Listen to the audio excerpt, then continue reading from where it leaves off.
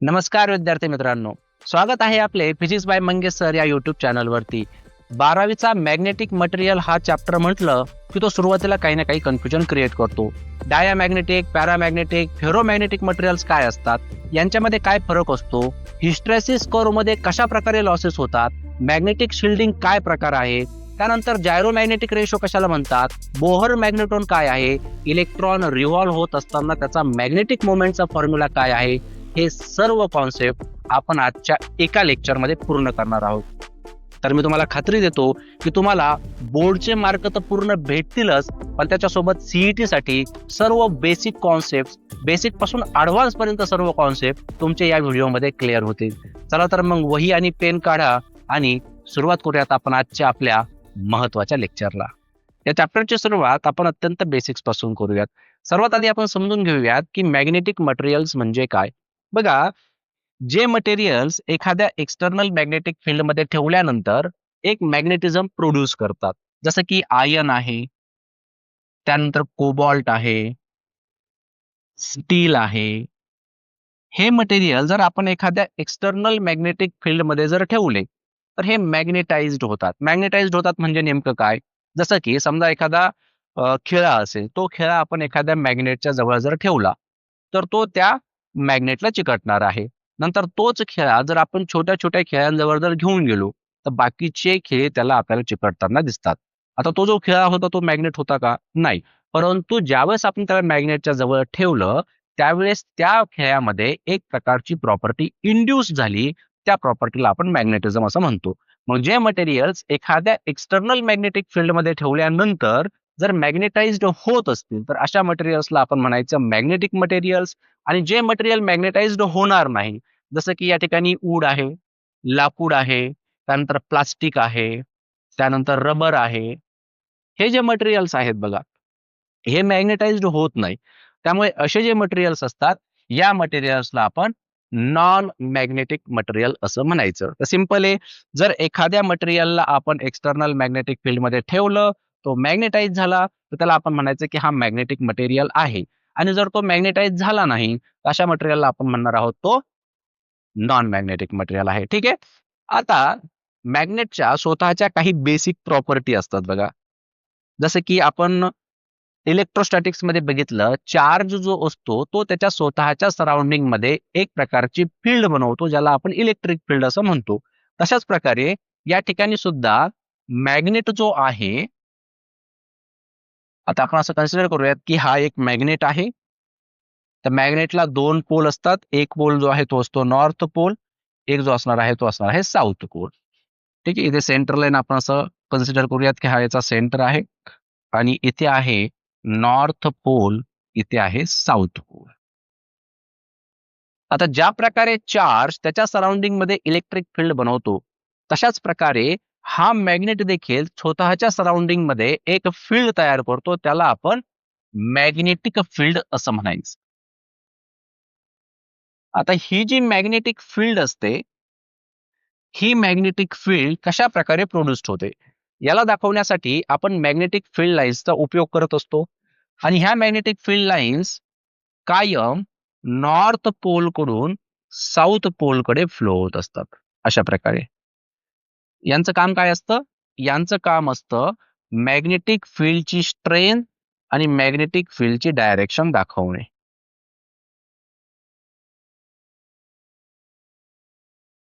तर magnetic lines ह्या कायम नॉर्थ पोल कडून साऊथ पोल कडे जातात.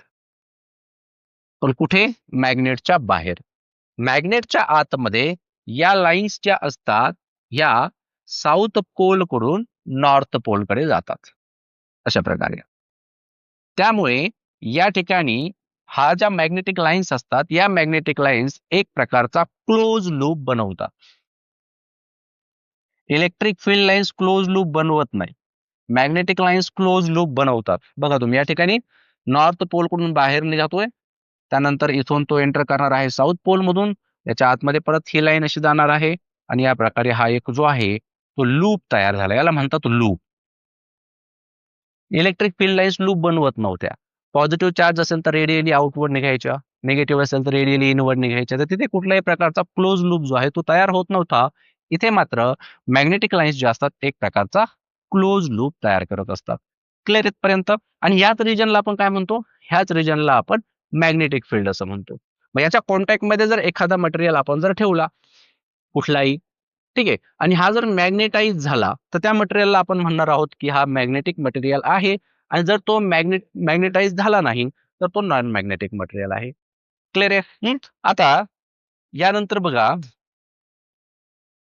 काही टर्मिनॉलॉजीज आहेत. जसं की आपण मागच्या चॅप्टरमध्ये इलेक्ट्रिक डायपोल मोमेंट बघितला होता. Remember electric dipole moment.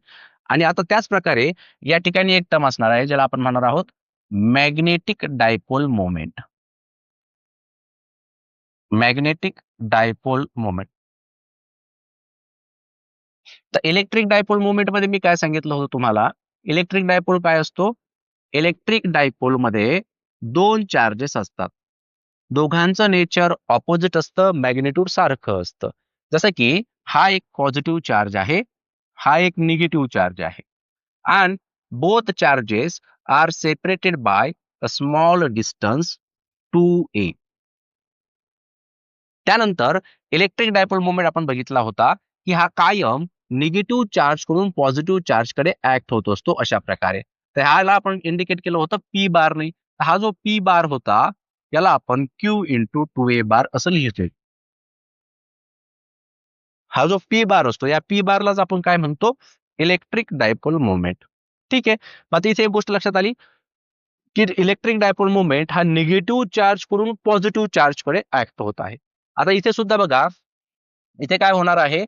इथे आता इथे काय व्हायचं? इथे ही जी इलेक्ट्रिक फील्ड तयार करत होता, ही इलेक्ट्रिक फील्ड कशी होती? रेडियली आउटवर्ड होती. लक्षात येते ना? पॉझिटिव्ह चार्ज पासून ह्या लाईन्स निघतायत आणि निगेटिव्ह चार्ज जर म्हटलं तर याच्यासाठी इलेक्ट्रिक फील्ड लाईन्स कशा होत्या?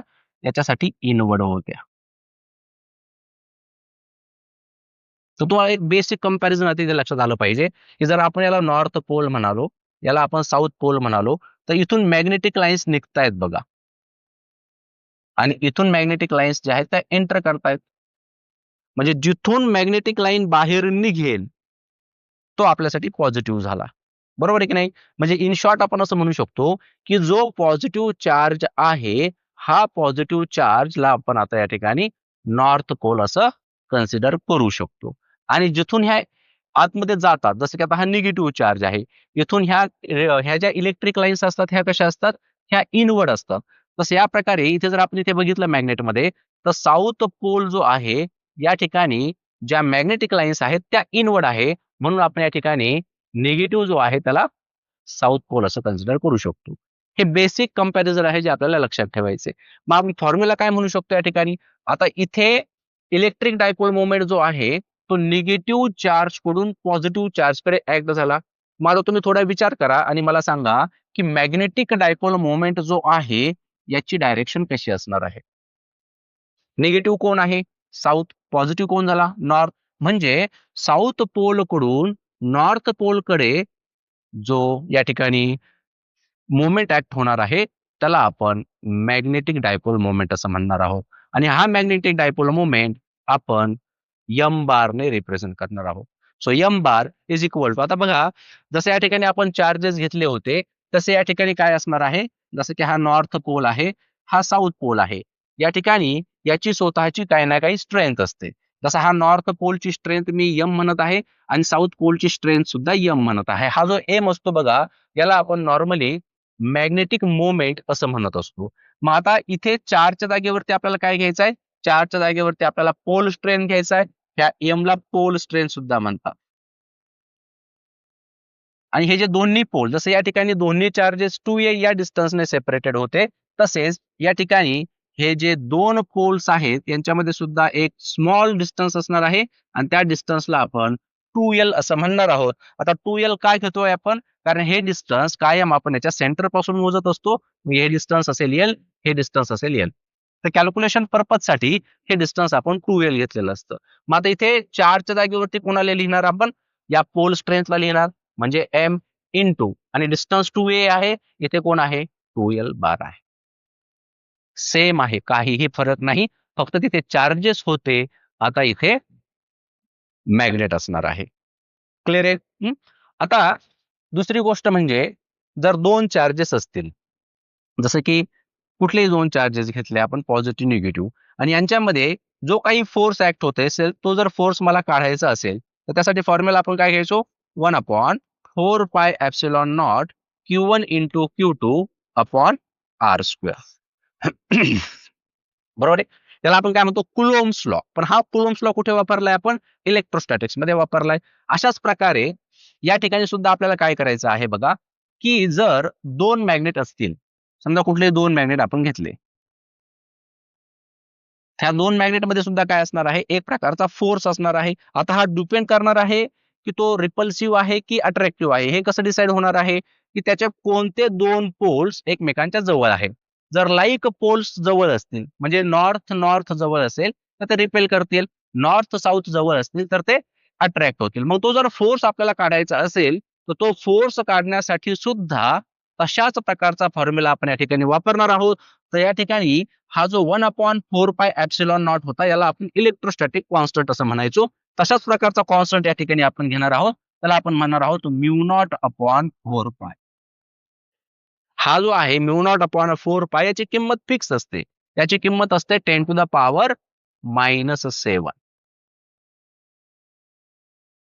आणि याला म्हणतात मॅग्नेटोस्टॅटिक कॉन्स्टंट. ठीक आहे. आता याची जागा घेतली कोणी? μ0/4π. Q1 च्या जागेवरती काय लिहू सांगा बरं? Q1 च्या जागेवरती आपण काय लिहिणार? पोल स्ट्रेंथ, जो की काय? M.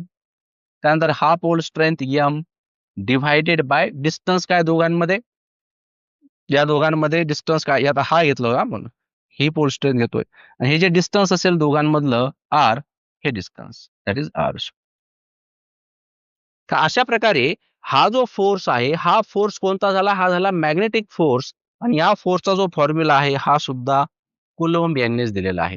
ठीक आहे. तर this is Coulomb's law in electrostatics and this is Coulomb's law in magnetostatics. येते का लक्षात? ठीक आहे.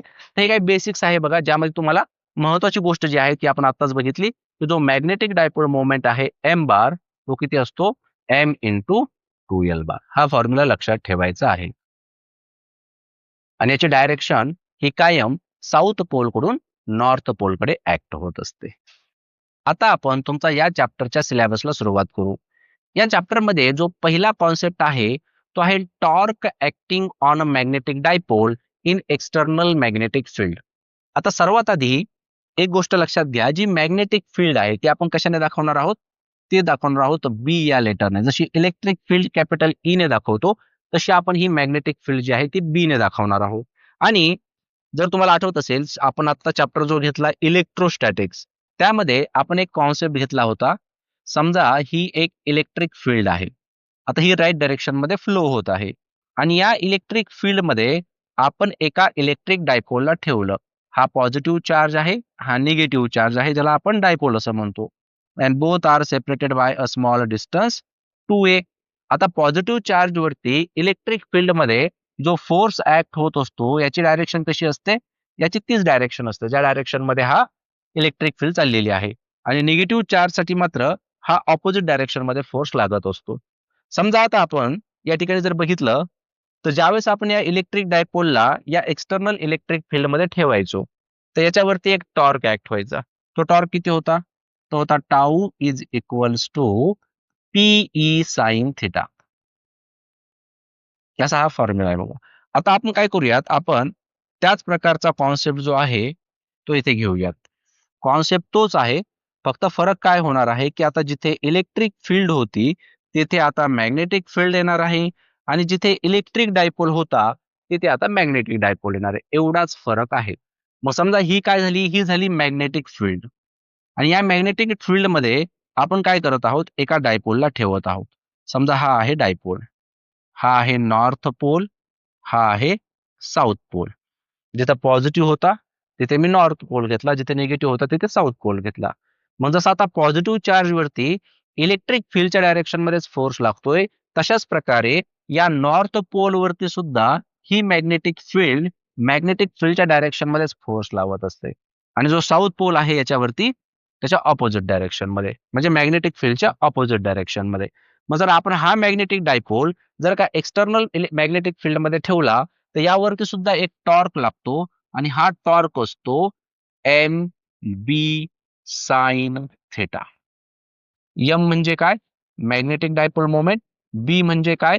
Magnetic field. आणि थीटा या दोघांमध्ये असणारा अँगल. आता हा जो यम आहे याची डायरेक्शन काय असते? याची डायरेक्शन असते साऊथ पोल कडून नॉर्थ पोल कडे. आणि हा या मॅग्नेटिक फील्ड सोबत इथे काही ना काही अँगल तयार करतो, थीटा. तो थीटा आहे या ठिकाणी. आले लक्षात? ते सेम आहे बघा, फरक नाही. फक्त इथे कोण होता? Dipole, electric dipole. इथे मॅग्नेटिक डायपोल. इथे इलेक्ट्रिक फील्ड, इथे मॅग्नेटिक फील्ड. ठीक आहे. मग आता इथे जर आपण बघितलं या कॉन्सेप्ट मध्ये, तर हा झाला नॉर्थ पोल, हा झाला साऊथ पोल. आणि या डायरेक्शन मध्ये कोण असणार आहे? बोला.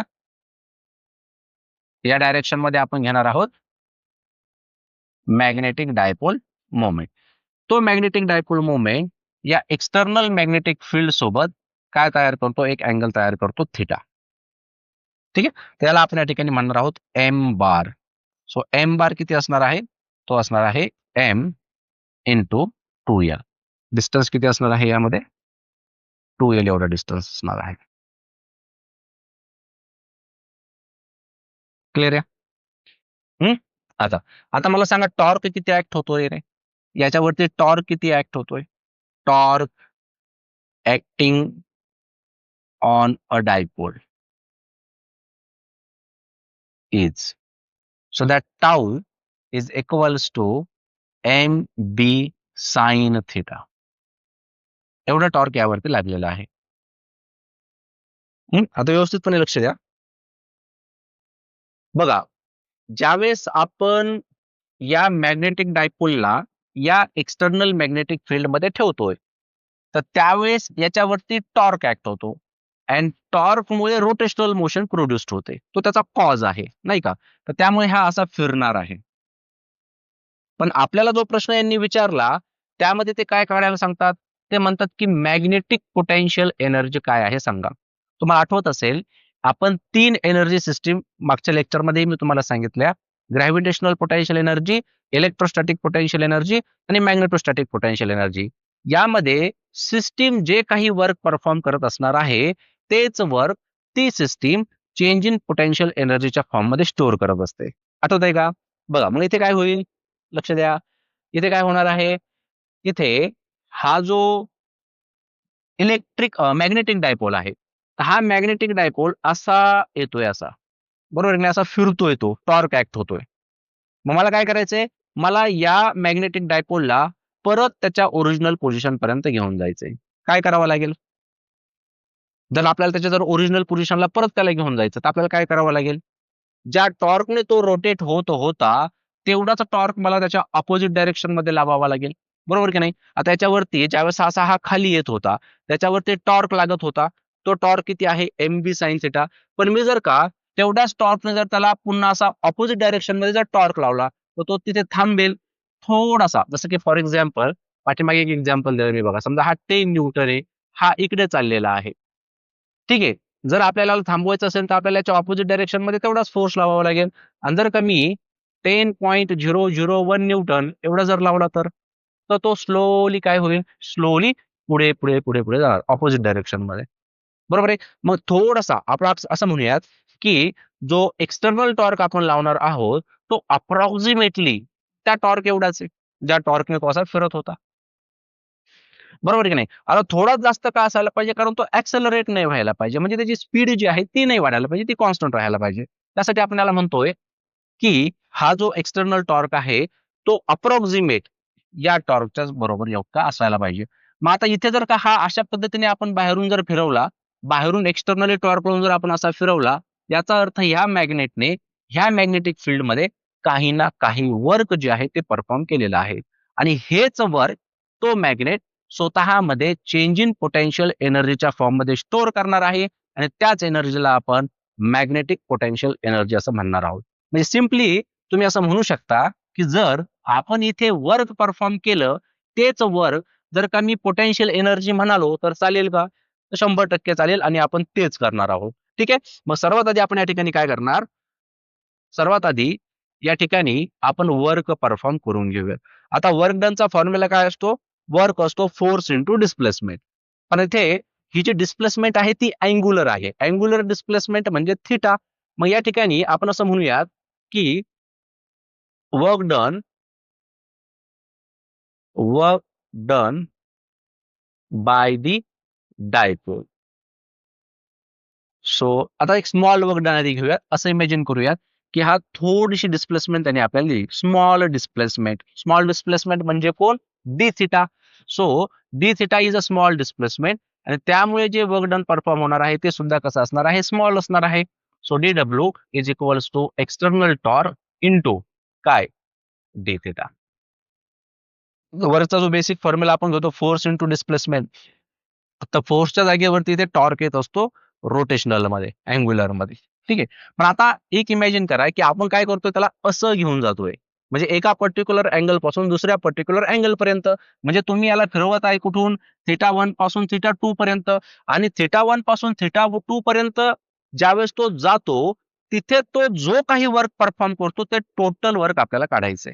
मग तो कुठून कुठे मूव्ह झाला, तो θ1 पासून θ2 पर्यंत मूव्ह झाला. म्हणजे मी याला या ठिकाणी काय करणार, मी याला या ठिकाणी इंटिग्रेट करणार कुठून कुठपर्यंत, θ1 पासून θ2 पर्यंत. तर आपण या ठिकाणी म्हणू शकतो integrating dw. So integration of dw is equals to integration of external torque into d theta. कहाँ से कहाँ तक, θ1 to θ.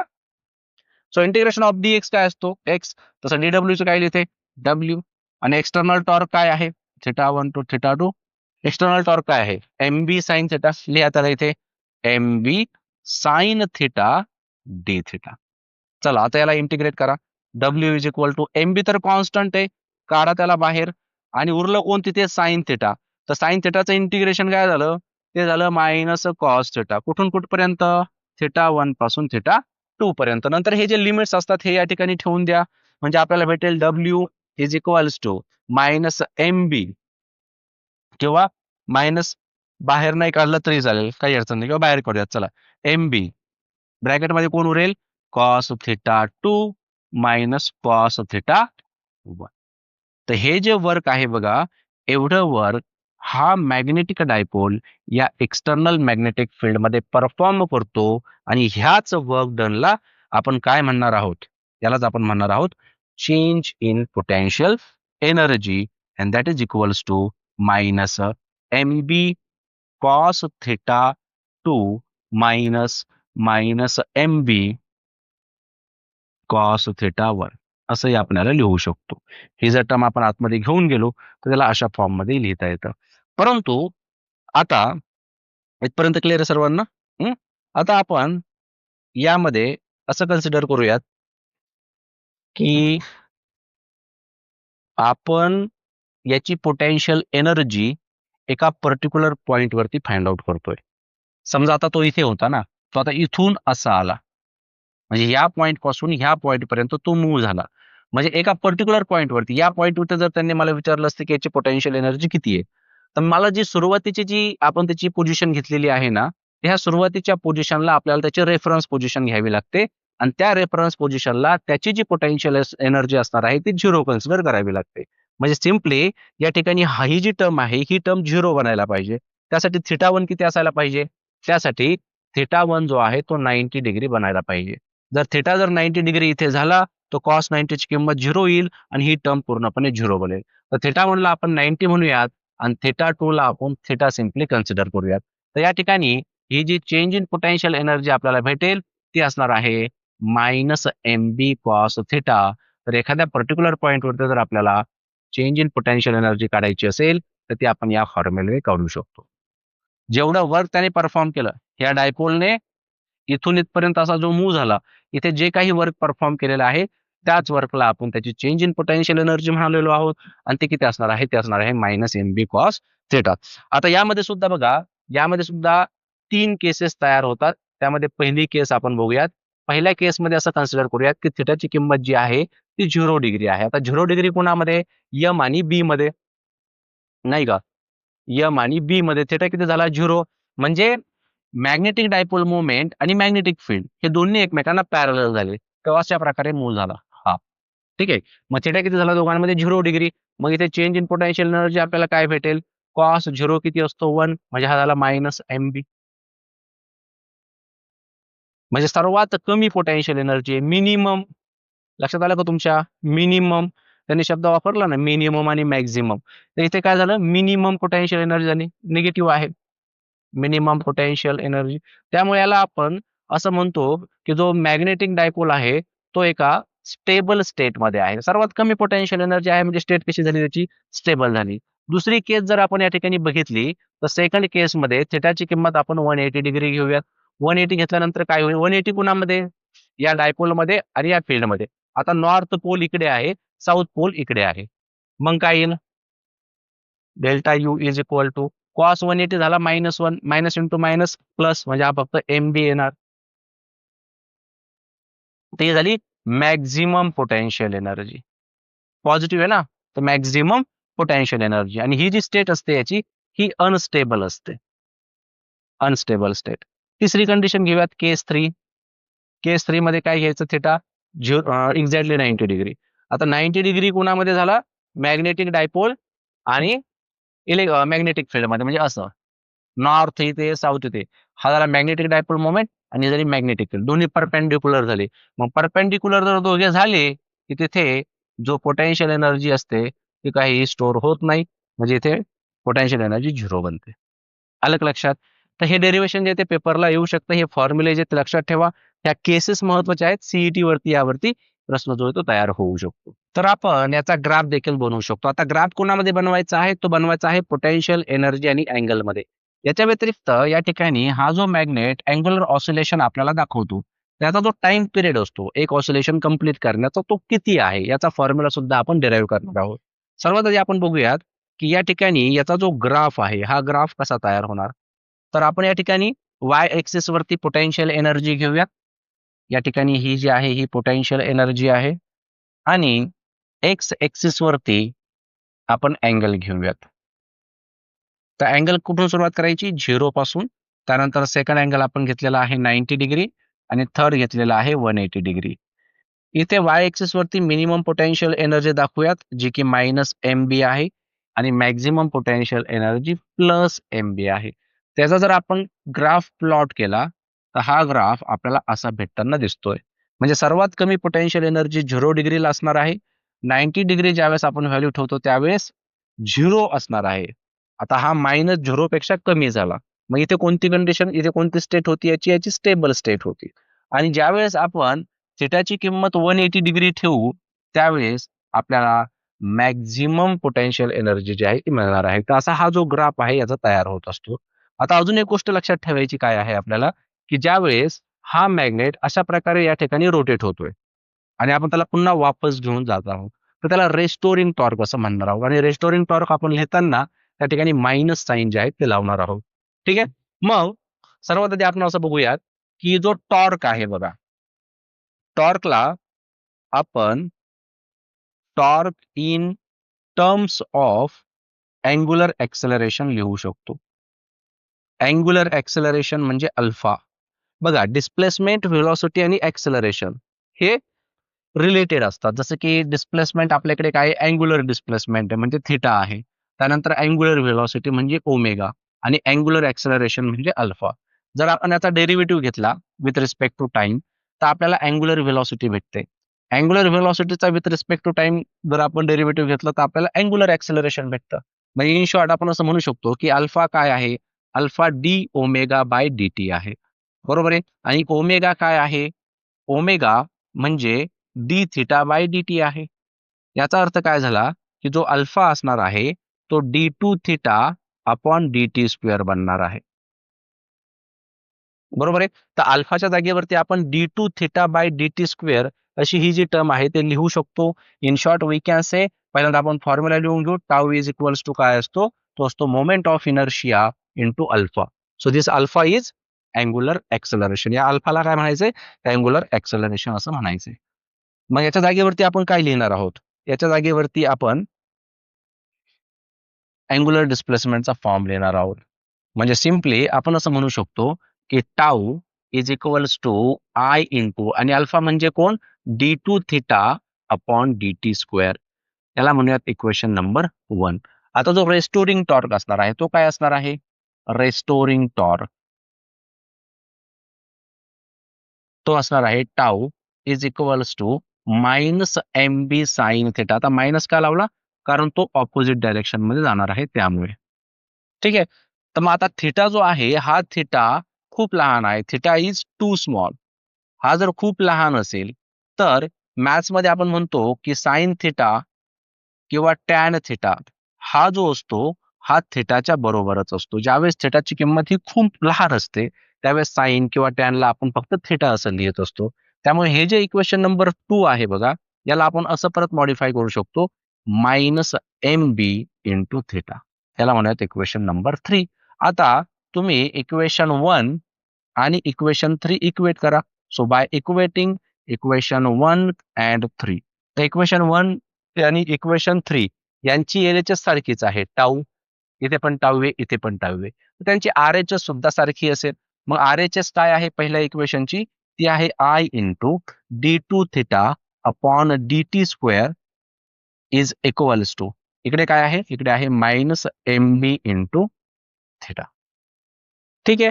म्हणजे इथून आपण असं म्हणू शकतो की जो D2 theta upon dt square आहे तो असणार आहे minus m b upon I into theta. हवं तर त्या मायनस साईनला आपण ब्रॅकेटच्या बाहेर घेऊ शकतो. आता इथे हे इक्वेशन भेटल्यानंतर अजून एक गोष्ट आपल्याला माहिती पाहिजे, ज्याला आपण SHM म्हणतो बघा, सिंपल हार्मोनिक मोशन. तर सिंपल हार्मोनिक मोशनचं एक इक्वेशन आहे, एक स्टँडर्ड इक्वेशन आहे. काय? D2x by dt square plus omega square x is equal to 0. हे स्टँडर्ड इक्वेशन आहे बघा. SHM म्हणजे जिथे ऑसिलेशन परफॉर्म होत असतं तर तिथे ती जी मोशन तयार होते त्याला आपण SHM असं म्हणतो, linear harmonic motion, simple harmonic motion. मग इथे हा जो D2x बाय dt स्क्वेअर बनणार आहे तो मायनस ओमेगा स्क्वेअर एक्स बनणार आहे. आणि जर आपण आता या इक्वेशनला या इक्वेशन सोबत जर का कोरिलेट केलं तर इथे बघा, इथे थिटा आहे, इथे एक्स आहे. त्यानंतर इथे ओमेगा स्क्वेअरच्या जागेवरती minus m b upon I आहे. मायनस मायनस त्याला सोडून द्या, दोन्ही कॅन्सल झाले. म्हणजे इथे सिम्पली आपण असं म्हणू शकतो, जर आपण यांना इक्वेट केलं तर ओमेगा स्क्वेअरच्या जागेवरती आपण एम बी अपॉन आय असं लिहू शकतो. चेक करा. ठीक आहे. इथे मायनस ओमेगा स्क्वेअर आहे, इथे minus m b upon I, minus minus cancel झाला आणि ओमेगा स्क्वेअरच्या जागेवरती मी काय लिहिला? एम बी अपॉन आय लिहिला. इथून मला ओमेगा भेटणार आहे जो की असणार आहे under root of m b upon I. So this is the angular frequency. मग आता आपण या ठिकाणी काय म्हणू शकतो की आपल्याकडे टाइम पिरियड साठी फॉर्म्युला आहे, टी इज इक्वल्स टू काय? 2 पाय डिवायडेड बाय ओमेगा. म्हणजेच 2 पाय डिवायडेड बाय आणि ओमेगा काय फाइंड आउट केला आपण आता, जो की आहे एम बी अपॉन आय. मग याला आपण थोडंसं जर अरेंज केलं तर आपण याचा फायनल फॉर्म्युला जो आहे टाइम पिरियडचा तो या ठिकाणी लिहू शकतो आणि जो की येईल T is equals to 2 pi into under root of हा आय जो आहे तो येणार आहे वरती डिवायडेड बाय एम बी. तर इथे हा फॉर्म्युला आपल्याला भेटतो आणि यालाच आपण पिरियड ऑफ ऑसिलेशन असं म्हणतो. ठीक आहे. तर हे सुद्धा डेरिवेशन जे आहे याचं पुढे ते पेपरला येऊ शकतं. तर हे इक्वेशन जे आहे ते आपल्याला लक्षात ठेवायचं आहे. यावरती न्यूमेरिकल तयार होतील. T is equal to 2 pi under root of I upon m d. इथे आय म्हणजे कोण असणार आहे? Moment of inertia. हे विसरायचं नाहीये. आता यानंतरचा जो कॉन्सेप्ट आहे हा अत्यंत महत्वाचा आहे. याला व्यवस्थित समजून घ्या. टॉपिक आहे हा magnetic moment of an electron revolving around the nucleus of an atom. जो रिव्हॉल्विंग इलेक्ट्रॉन आहे यामुळे जो या ठिकाणी मॅग्नेटिक मोमेंट असतो हा आपल्याला सर्वात आधी काढायचा आहे. त्याला आपण ऑर्बिटल मॅग्नेटिक मोमेंट असं देखील म्हणू शकतो. जसा मॅग्नेट आहे, मॅग्नेटने मॅग्नेटिक डायपोल मोमेंट स्वतःचा बनवला, तसा हा इलेक्ट्रॉन आहे. आता इलेक्ट्रॉन ज्या वेळेस एका ऑर्बिटमध्ये फिरेल तर इलेक्ट्रॉन आहे म्हणजे तिथे कोण आहे? इलेक्ट्रॉन आहे म्हणजे तिथे करंट आहे, नाही का? समजा इमॅजिन करा, समजा हे एक स्ट्रक्चर आहे. समजा इथे आपण काय करूयात, इथे न्यूक्लियस घेऊयात. एक ॲटमचं स्ट्रक्चर कन्सिडर करूयात. या ठिकाणी इथे सेंटरला कोण आहे? न्यूक्लियस आहे आणि याच्या ऑर्बिटमध्ये एक इलेक्ट्रॉन जो आहे तो फिरत आहे. ह्या इलेक्ट्रॉनची डायरेक्शन आपण कन्सिडर केलेली आहे अँटी क्लॉकवाईज. आता इलेक्ट्रॉन जर का अँटी क्लॉकवाईज डायरेक्शन मध्ये फिरत असेल तर त्याच्या ऑपोजिट डायरेक्शन मध्ये कोण प्रोड्यूस होणार आहे? करंट. आणि करंट त्या ठिकाणी असेल तर तिथे मॅग्नेटिक फील्ड प्रोड्यूस्ड होणार आहे. त्या मॅग्नेटिक फील्डचे डायरेक्शन सुद्धा आपण राईट हँड थंब रूलने सांगू शकतो. बघा आता करंट कसा येतोय? करंट येत आहे असा.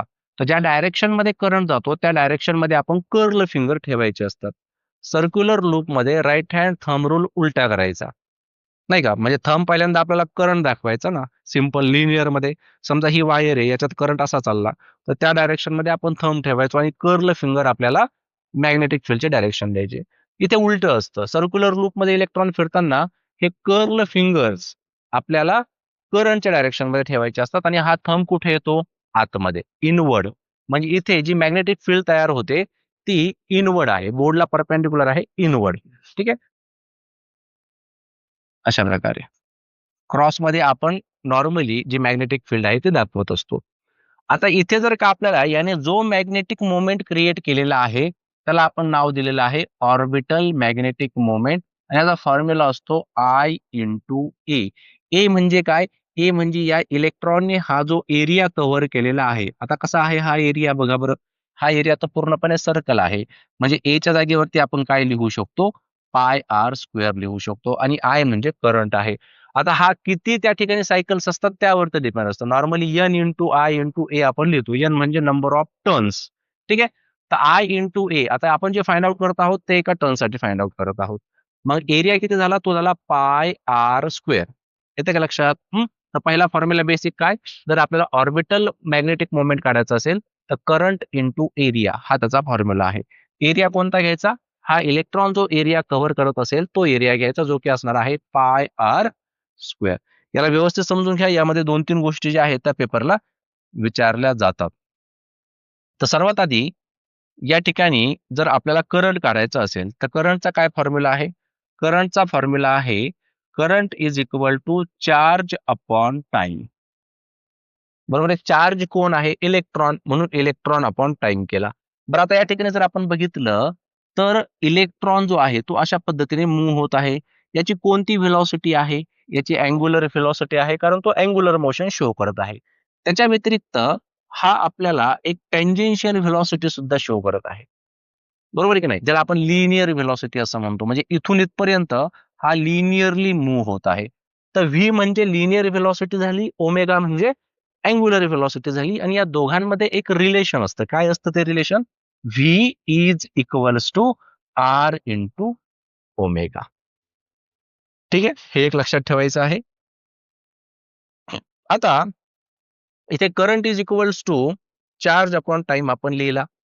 मला सांगा जर हा इलेक्ट्रॉन एक चक्कर असा पूर्ण मारत असेल तर त्यावेळेस त्याची स्पीड किती असेल? Speed is equal to distance upon time असा एक बेसिक फॉर्म्युला आहे आपल्याकडे. मग डिस्टन्स किती रे? डिस्टन्स जर बघितला आपण तर हा इलेक्ट्रॉन अशा प्रकारे एक चक्कर पूर्ण करतोय. तो सर्कलचा सरकमफरन्स झाला. म्हणजे सरकमफरन्स ऑफ सर्कल म्हणजेच ते डिस्टन्स येणार आहे. इथे डिस्टन्सच्या जागेवरती काय लिहू शकतो आपण? 2 पाय आर. तो सर्कलचा सरकमफरन्स आहे डिव्हायडेड बाय टाइम. ठीक आहे. तर आपल्याला काय मिळाली? त्याची स्पीड मिळाली. आता आपल्याकडे करंट जो आहे याच्यासाठी फॉर्म्युला आहे चार्ज अपॉन टाइम. इथून जर मी टाइम घेतला तर टाइमचा मला काय फॉर्म्युला भेटेल? T is equal to 2 pi R divided by V. हवं तर आपल्याला इक्वेशन 1 म्हणूयात आणि याला इक्वेशन 2 म्हणूयात. समजा आपण हे रिलेशन कधी वापरू शकतो? जर आपण omega is equals to 2 pi upon T घेतलं असतं. तर ओमेगाच्या जागेवरती आपल्याला व्ही अपॉन आर शेवटी आपल्याला हेच भेटलं असतं. ठीक आहे. तर हे नाही वापरलं तरी सुद्धा चालेल. डायरेक्टली आपण काय म्हणूयात? करंट काय आहे? चार्ज अपॉन टाइम आहे आणि त्याची जी स्पीड असणार आहे त्या इलेक्ट्रॉनची ती असणार आहे डिस्टन्स अपॉन टाइम म्हणजे 2 पाय आर अपॉन टी. तर टी काय झाला? 2 पाय आर अपॉन व्ही. आता सिम्पली हा जो फॉर्म्युला आहे I is equals to E upon t. T किती झाला? टी आहे आपल्याकडे 2 pi R divided by V. म्हणजे इथे मला करंट भेटणार आहे I is equals to e into. आता हा व्ही जाणार आहे वर आणि हा divided by 2 pi R. Simple आहे. आले लक्षात? आणि आपल्याला काय फाइंड आउट करायचं आहे? आपल्याला फाइंड आउट करायचं आहे orbital magnetic moment and therefore orbital magnetic moment is equals to current into area. बरं, करंट किती आहे आत्ताच काढला आपण. करंट आहे आपल्याकडे E into V upon 2πr आणि एरिया म्हणजे किती, पाय आर स्क्वेअर. तर इथे एक आर जो आहे तो एका आर सोबत कॅन्सल होईल, पाय या पाय सोबत कॅन्सल होईल. तर आपल्याला जी टर्म भेटेल या ठिकाणी ती असेल m orbital is equals to e v r divided by 2. तर एवढा जो असणार आहे तो असणार आहे magnetic dipole moment for revolving electron. In short त्याला आपण काय म्हणतोय, ऑर्बिटल मॅग्नेटिक मोमेंट असं म्हणतोय. इथपर्यंत लक्षात आलेलं आहे. आता एक गोष्ट व्यवस्थितपणे या ठिकाणी समजून घ्या. जर का आपण इथे हा जो ऑर्बिटल मॅग्नेटिक मोमेंट आहे, जसं आता कुठलाही इलेक्ट्रॉन असेल, आपण असं काही पर्टिक्युलर ॲटम नाही घेतलेला कुठलाही, ठीक आहे, कुठलाही ॲटम घेतलेला आहे आणि त्याच्या एक नॉर्मल इलेक्ट्रॉन बद्दल आपण बोलतोय की तो जो या ठिकाणी ऑर्बिटल मॅग्नेटिक मोमेंट प्रोड्यूस करणार आहे तो EVR अपॉन 2 असणार आहे.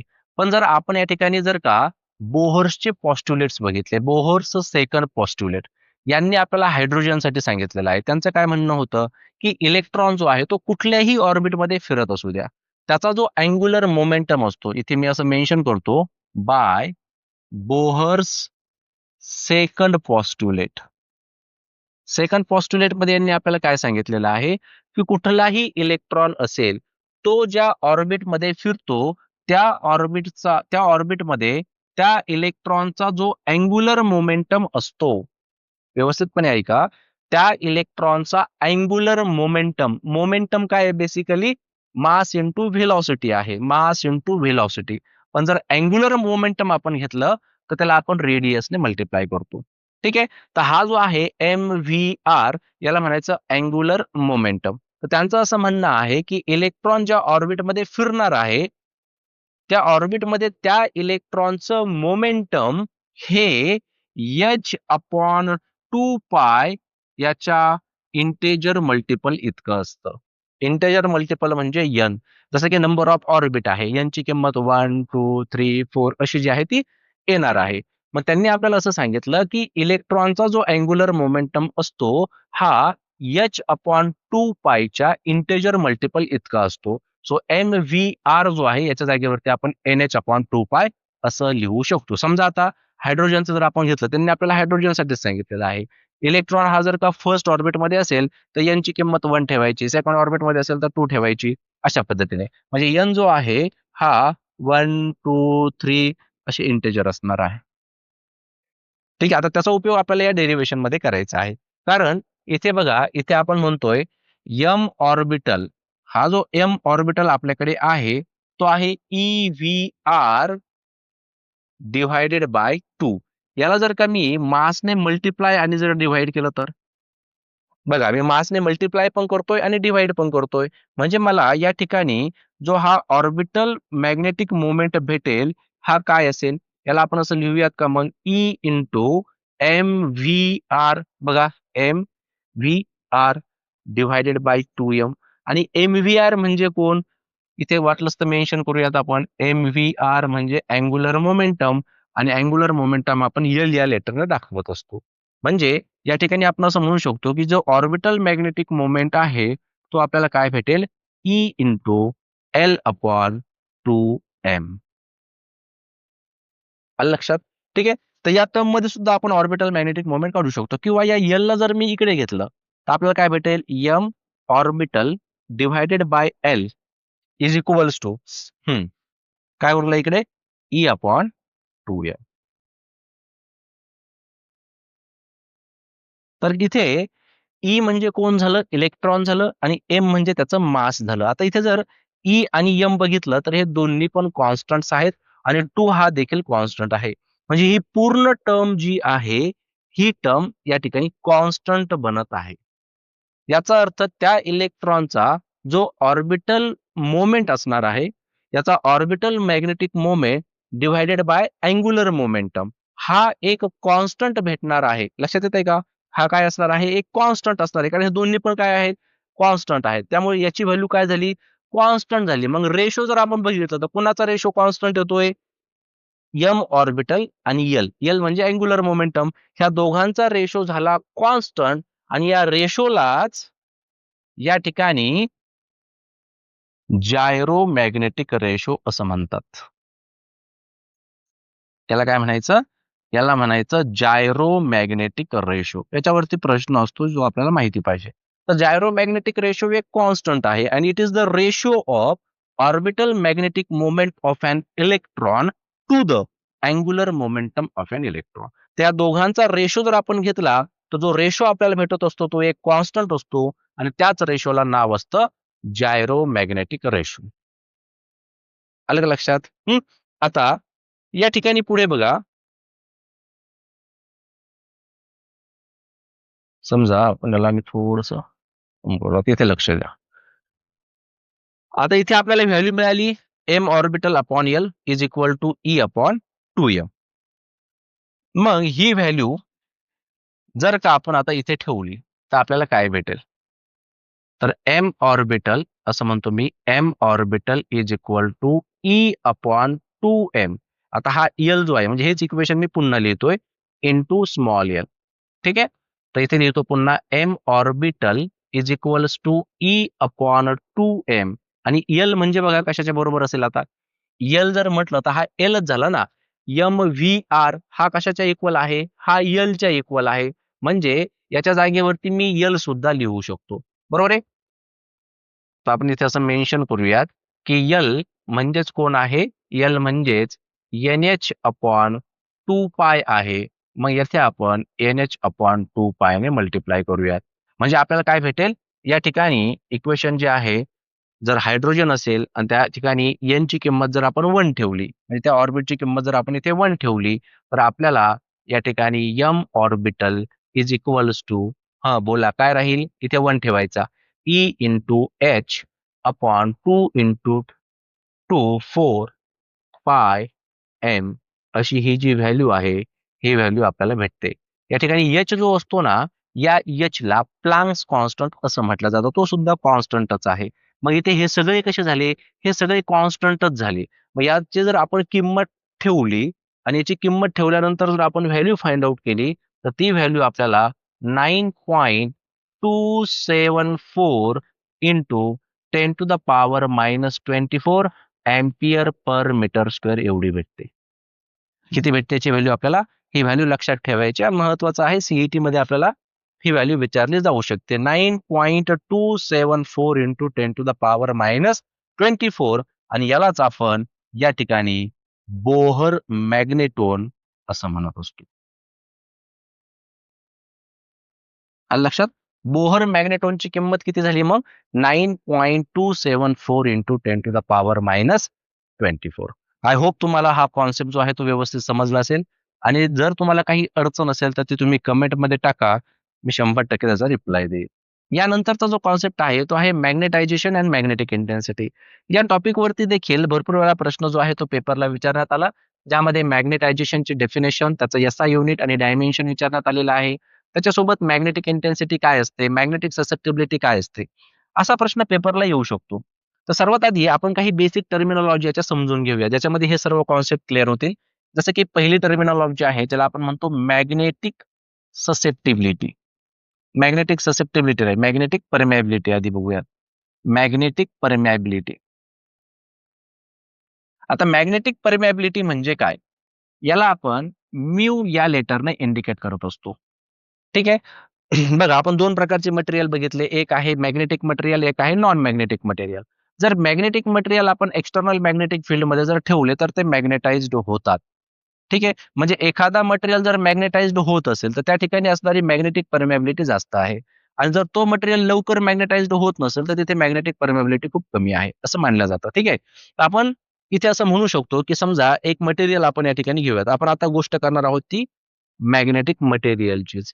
मग एक मॅग्नेटिक मटेरियल आपण या ठिकाणी घेऊयात आणि याला एका एक्सटर्नल मॅग्नेटिक फील्ड मध्ये ठेवूयात. तर ही समजा एक एक्सटर्नल मॅग्नेटिक फील्ड आहे ज्याच्यामध्ये आपण या मटेरियलला ठेवत आहोत. आता ही जी एक्सटर्नल मॅग्नेटिक फील्ड आहे बघा, त्याच्यासाठी आपण इथे बी नॉट असं लेटर यूज करूयात. ही आहे एक्सटर्नल मॅग्नेटिक फील्ड. आता हे मटेरियल काय होणार आहे, ह्या ज्या लाईन्स आहेत, ह्या ज्या मॅग्नेटिक लाईन्स आहेत, ह्या लाईन्स या मटेरियल मधून पास होणार आहे. बरोबर आहे. मग ह्या लाईन्स किती इझिली या मटेरियल मधून पास होतात. जर त्या ठिकाणी जास्त प्रमाणामध्ये जर मॅग्नेटिक लाईन्स ह्या पास होत असतील, म्हणजे इझिली पास होत असतील, तर त्या ठिकाणी असणारी मॅग्नेटिक परमेबिलिटी ही जास्त आहे. त्याचं जे मेजरमेंट आहे, की जे किती इझिली ते पास होतात, त्या टर्मलाच आपण त्याची मॅग्नेटिक परमेबिलिटी असं म्हणत असतो. लक्षात येतंय का? समजा याच्यामधून खूप इझिली लाईन पास झाल्या, तर याची मॅग्नेटिक परमेबिलिटी जास्त आहे. जर या ठिकाणी मॅग्नेटिक लाईन्स पास झाल्या नाही, त्याला खूप अडथळा निर्माण झाला, खूप प्रॉब्लेम तयार झाले. याने त्याला अपोज केलं, रबर आहे, स्टील आहे, त्याने त्याला पासच होऊ दिलं नाही. ठीक आहे, म्हणजे त्या ठिकाणी असणारी मॅग्नेटिक परमेबिलिटी ही खूप कमी मानली जाते. मग आता मॅग्नेटिक परमेबिलिटी मीडियमची आणि मॅग्नेटिक परमेबिलिटी फ्री स्पेसची. मॅग्नेटिक परमेबिलिटी जी असते फ्री स्पेसची, त्याला आपण म्यू नॉटने रिप्रेझेंट करतो. लक्षात ठेवा, हे कशासाठी झालं? हे झालं फ्री स्पेससाठी. म्यू नॉट जर का असला तर तो फ्री स्पेस साठीच असणार आहे आणि म्यू असला की तो मीडियमचा असणार आहे. ह्या दोघांचं पण एक रिलेशन असतं बघा, कुणाचं? म्यूचं आणि म्यू नॉटचं. त्याला आपण रिलेटिव्ह मॅग्नेटिक परमेबिलिटी असं म्हणतो. याला काय म्हटलं जातं? Relative magnetic permeability. आता हे असणार आहे रेशो कुणाचा? Magnetic permeability of medium to the magnetic permeability of free space. म्हणजे म्यू आर ने याला आपण दाखवू शकतो आणि याला लिहिताना आपण म्यू अपॉन म्यू नॉट असं लिहू शकतो. तर याचं काही स्वतःच असा युनिट नाहीये, युनिटलेस आहे. का? कारण दोघे सारखेच झालेत ना. याचं डायमेन्शन जे आहे तेच याचं असणार आहे. त्यामुळे हे युनिटलेस आहे आणि युनिटलेस असेल तर ते डायमेन्शनलेस सुद्धा आहे.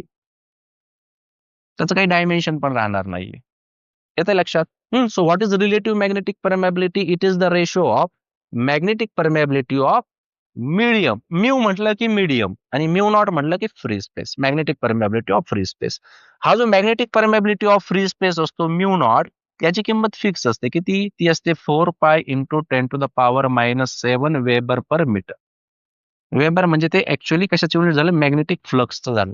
जसं इलेक्ट्रिक फ्लक्स असतात ना, तशा मॅग्नेटिक फ्लक्स. एका पर्टिक्युलर एरियामधून ज्या लाईन्स पास होतात, त्याला मॅग्नेटिक फ्लक्स असं म्हणतात. तर म्यू नॉटची किंमत किती? 4 pi into 10 to the power -7 weber per metre. हे आपल्याला लक्षात ठेवायचं या ठिकाणी. ठीक आहे. तिसरी जी टर्म आहे, त्याला आपण म्हणतो मॅग्नेटिक इंटेन्सिटी. ही टर्म जी आहे याला आपण म्हणायचं मॅग्नेटिक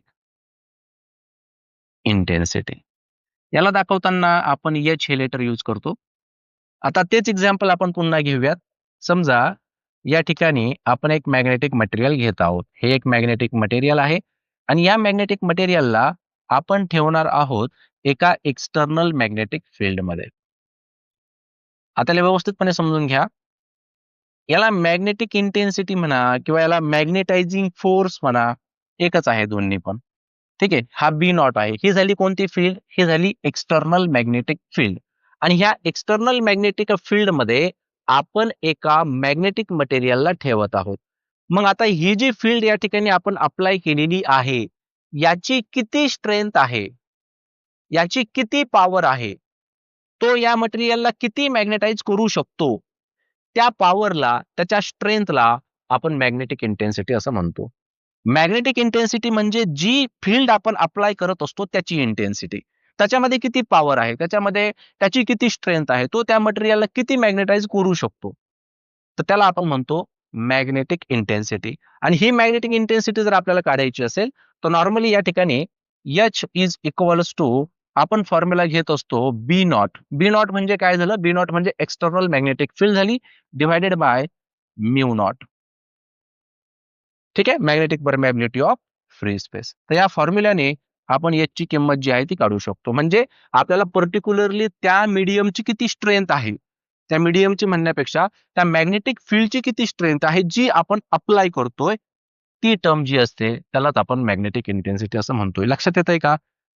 तर सिंपल मध्ये लक्षात ठेवा, की एक्सटर्नल मॅग्नेटिक फील्ड जी अप्लाय केली जाते, त्याची जी स्ट्रेंथ असते, त्याची जी इंटेन्सिटी असते, त्याला आपण मॅग्नेटिक इंटेन्सिटी असं म्हणतो. किंवा याला आपण अशा पद्धतीने काढू शकतो. ठीक आहे. एच इज इक्वल टू त्या मटेरियलसाठी काढायचं असेल तर बी अपॉन म्यू असं देखील आपण म्हणूयात. तसे हे 2 फॉर्म्युले असतात बघा याच्यासाठी. याचं जे SI युनिट असतं मॅग्नेटिक इंटेन्सिटीचं, हे असतं अँपिअर पर मीटर. ठीक आहे. SI युनिट काय राहणार आहे? SI युनिट असणार आहे अँपिअर पर मीटर. सो SI युनिट ते असणार आहे अँपिअर पर मीटर. याच्यावरून आपण डायमेन्शन काढू शकतो बघा याचं. डायमेन्शन काय येणार? डायमेन्शन येणार अँपिअरचं अँपिअरच राहणार आणि मीटर वरती येणार म्हणजे L-1 बनणार. तर हे येणार बघा याचं डायमेन्शन. ठीक आहे. तर अशा प्रकारे ही टर्म आहे मॅग्नेटिक इंटेन्सिटी. इन शॉर्ट लक्षात ठेवायचंय अप्लाय केलेल्या मॅग्नेटिक फील्डची स्ट्रेंथ ज्याने रिप्रेझेंट करतात त्याला आपण मॅग्नेटिक इंटेन्सिटी असं म्हणतो. ठीक आहे. आता याच्यानंतरची जी चौथी टर्म आहे त्याला आपण म्हणूयात मॅग्नेटायझेशन नाही का? 4 मॅग्नेटायझेशन. याला रिप्रेझेंट करूयात आपण आय या लेटरने. आय हे लेटर मॅग्नेटायझेशनला इंडिकेट करतं. आता तसाच टाईपचा परत एक कॉन्सेप्ट आपण घेऊयात. पुन्हा एक मॅग्नेटिक मटेरियल घ्यायचं आहे आणि हे मॅग्नेटिक मटेरियल आपण ठेवणार आहोत एका एक्सटर्नल मॅग्नेटिक फील्डमध्ये. तर इथे आपण अप्लाय करणार आहोत एक्सटर्नल मॅग्नेटिक फील्ड. तर ही आहे समजा एक्सटर्नल मॅग्नेटिक फील्ड. यामध्ये आपण ठेवलेलं आहे एक मटेरियल आणि ही जी एक्सटर्नल मॅग्नेटिक फील्ड आहे त्याच्यामुळे हे मटेरियल काय होणार आहे? मॅग्नेटाइज्ड होणार आहे. मॅग्नेटाइज झाल्यानंतर हा स्वतःची काही ना काही एक मॅग्नेटिक फील्ड बनवणार आहे. आता मॅग्नेटायझेशन म्हणजे काय?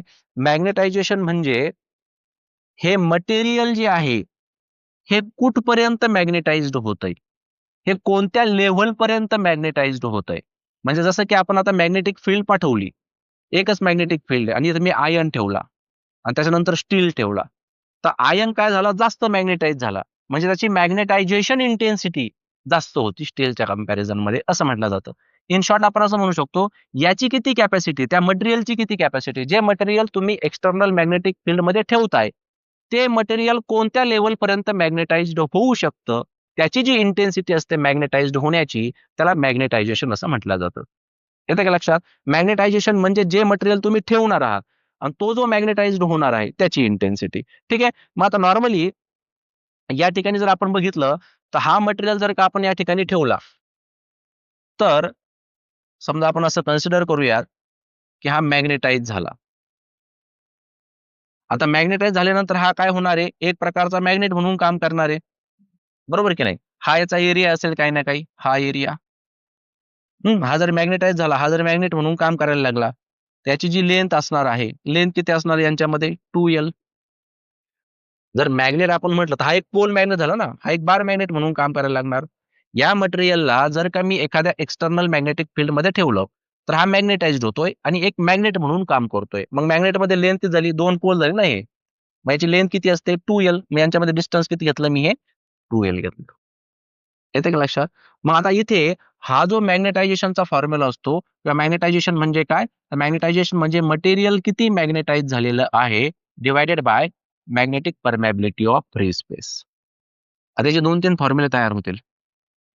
तर पहिला बेसिक फॉर्म्युला काय? जे मटेरियल मॅग्नेटाइज्ड होत आहे, तर ते किती प्रमाणामध्ये मॅग्नेटाइज्ड होत आहे. जेवढा तो जास्त मॅग्नेटाइज्ड होईल, तेवढी मॅग्नेटायझेशन इंटेन्सिटी जास्त असेल. मॅग्नेटिक इंटेन्सिटी वेगळी, मॅग्नेटायझेशन इंटेन्सिटी वेगळी. मॅग्नेटायझेशन म्हणजे हे मटेरियल किती मॅग्नेटाइज झालं आणि मॅग्नेटिकमध्ये जी फील्ड आपण पाठवली त्याची किती इंटेन्सिटी होती. ठीक आहे? हे क्लिअर करून ठेवा.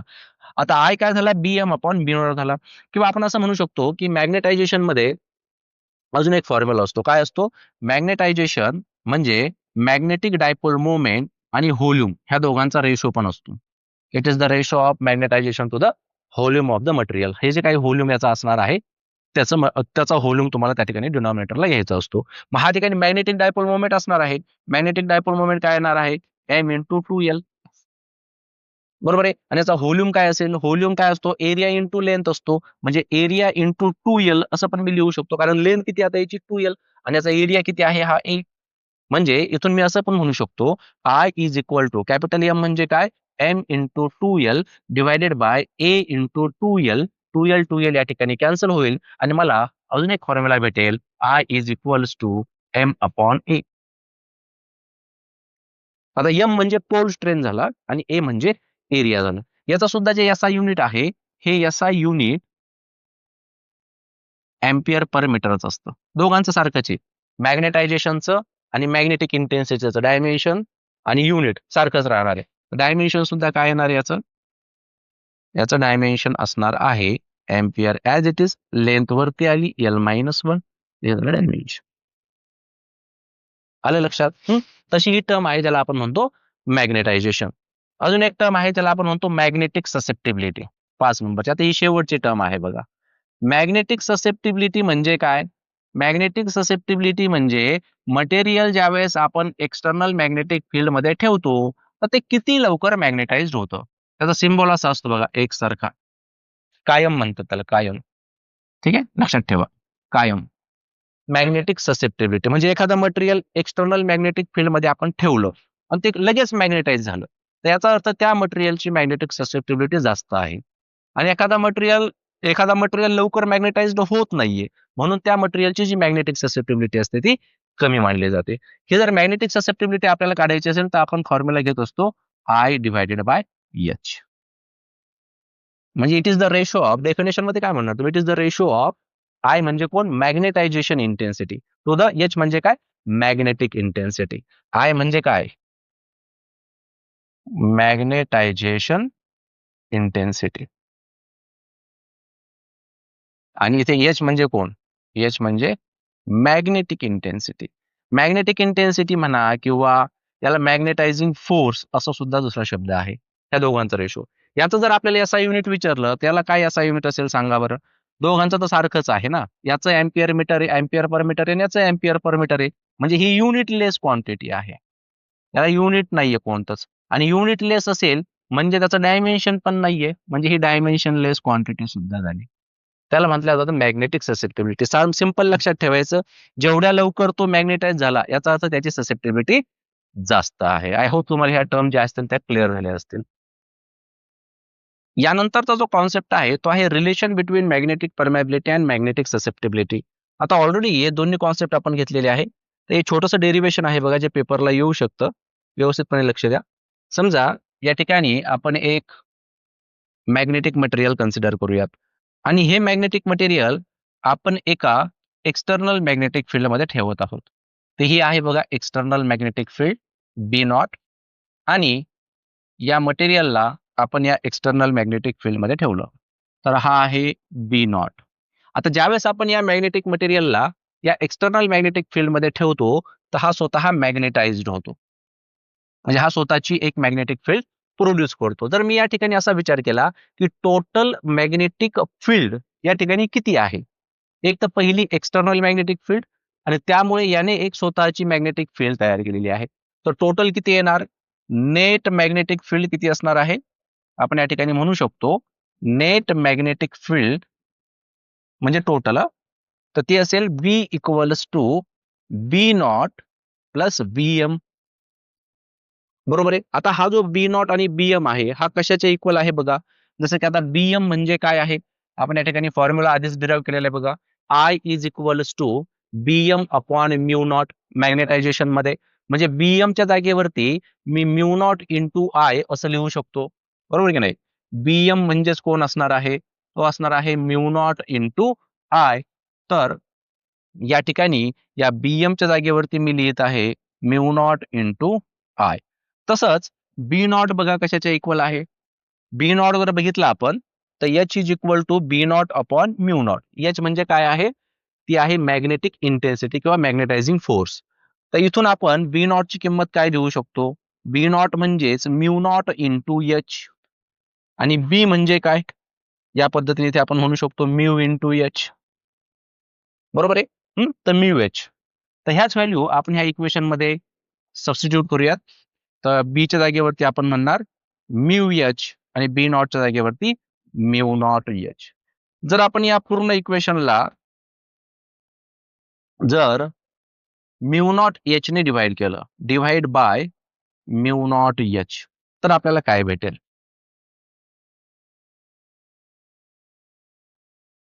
तर या ठिकाणी म्यू एच आहे बघा. So mu h divided by mu naught h is equals to mu naught h divided by mu naught h plus mu naught I upon mu naught h. पूर्ण इक्वेशनला आपण म्यू नॉट एच ने divide केलेला आहे.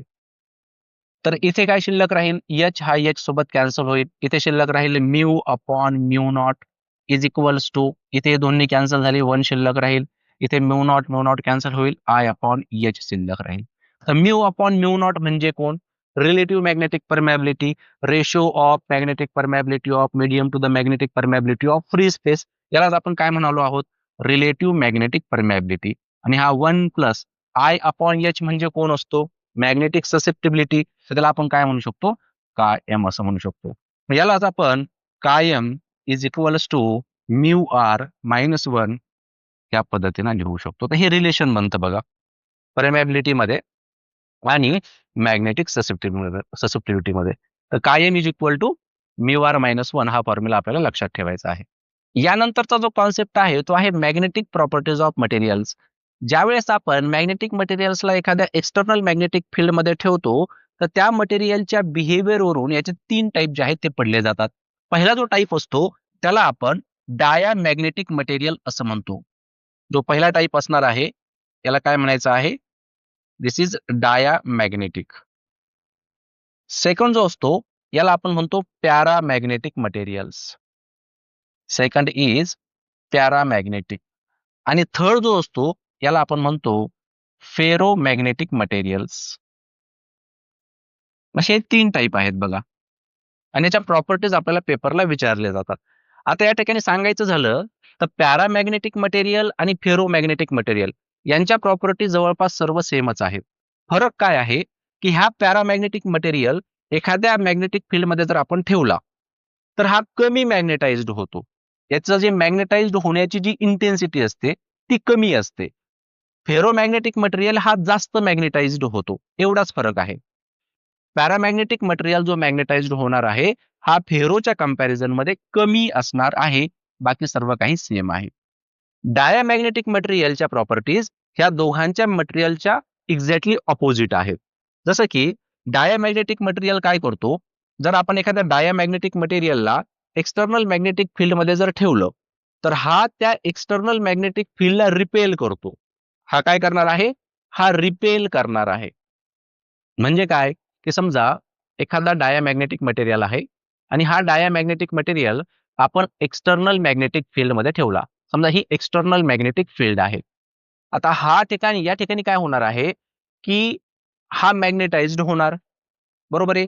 म्हणजे हा स्वतःची एक मॅग्नेटिक फील्ड प्रोड्यूस करणार. परंतु ती मॅग्नेटिक फील्ड या एक्सटर्नल मॅग्नेटिक फील्डच्या अपोजिट डायरेक्शन मध्ये असणार आहे. म्हणजे या डायरेक्शन मध्ये हा काय होतो? मॅग्नेटिक फील्ड प्रोड्यूस करतो. येते का लक्षात? इन शॉर्ट आपण असं म्हणू शकतो हा त्या मॅग्नेटिक फील्डला रिपेल करत असतो.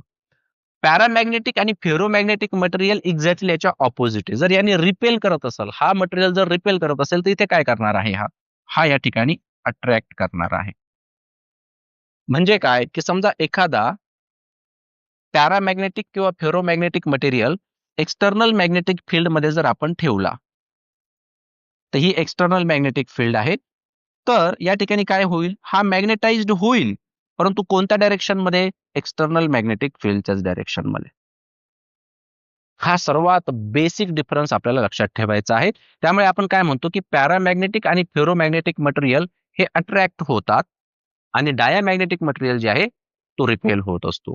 ठीक आहे. त्याच्या प्रॉपर्टीज आपल्याला विचारले जातात. काही प्रॉपर्टीज आपण या ठिकाणी याच्या बघूयात. तर पॅरामॅग्नेटिक आणि फेरोमॅग्नेटिकच्या प्रॉपर्टीज सारख्याच येतात. त्यामुळे मी त्याला एका कॉलम मध्ये ठेवत आहे. डायामॅग्नेटिकला सेपरेट करूयात.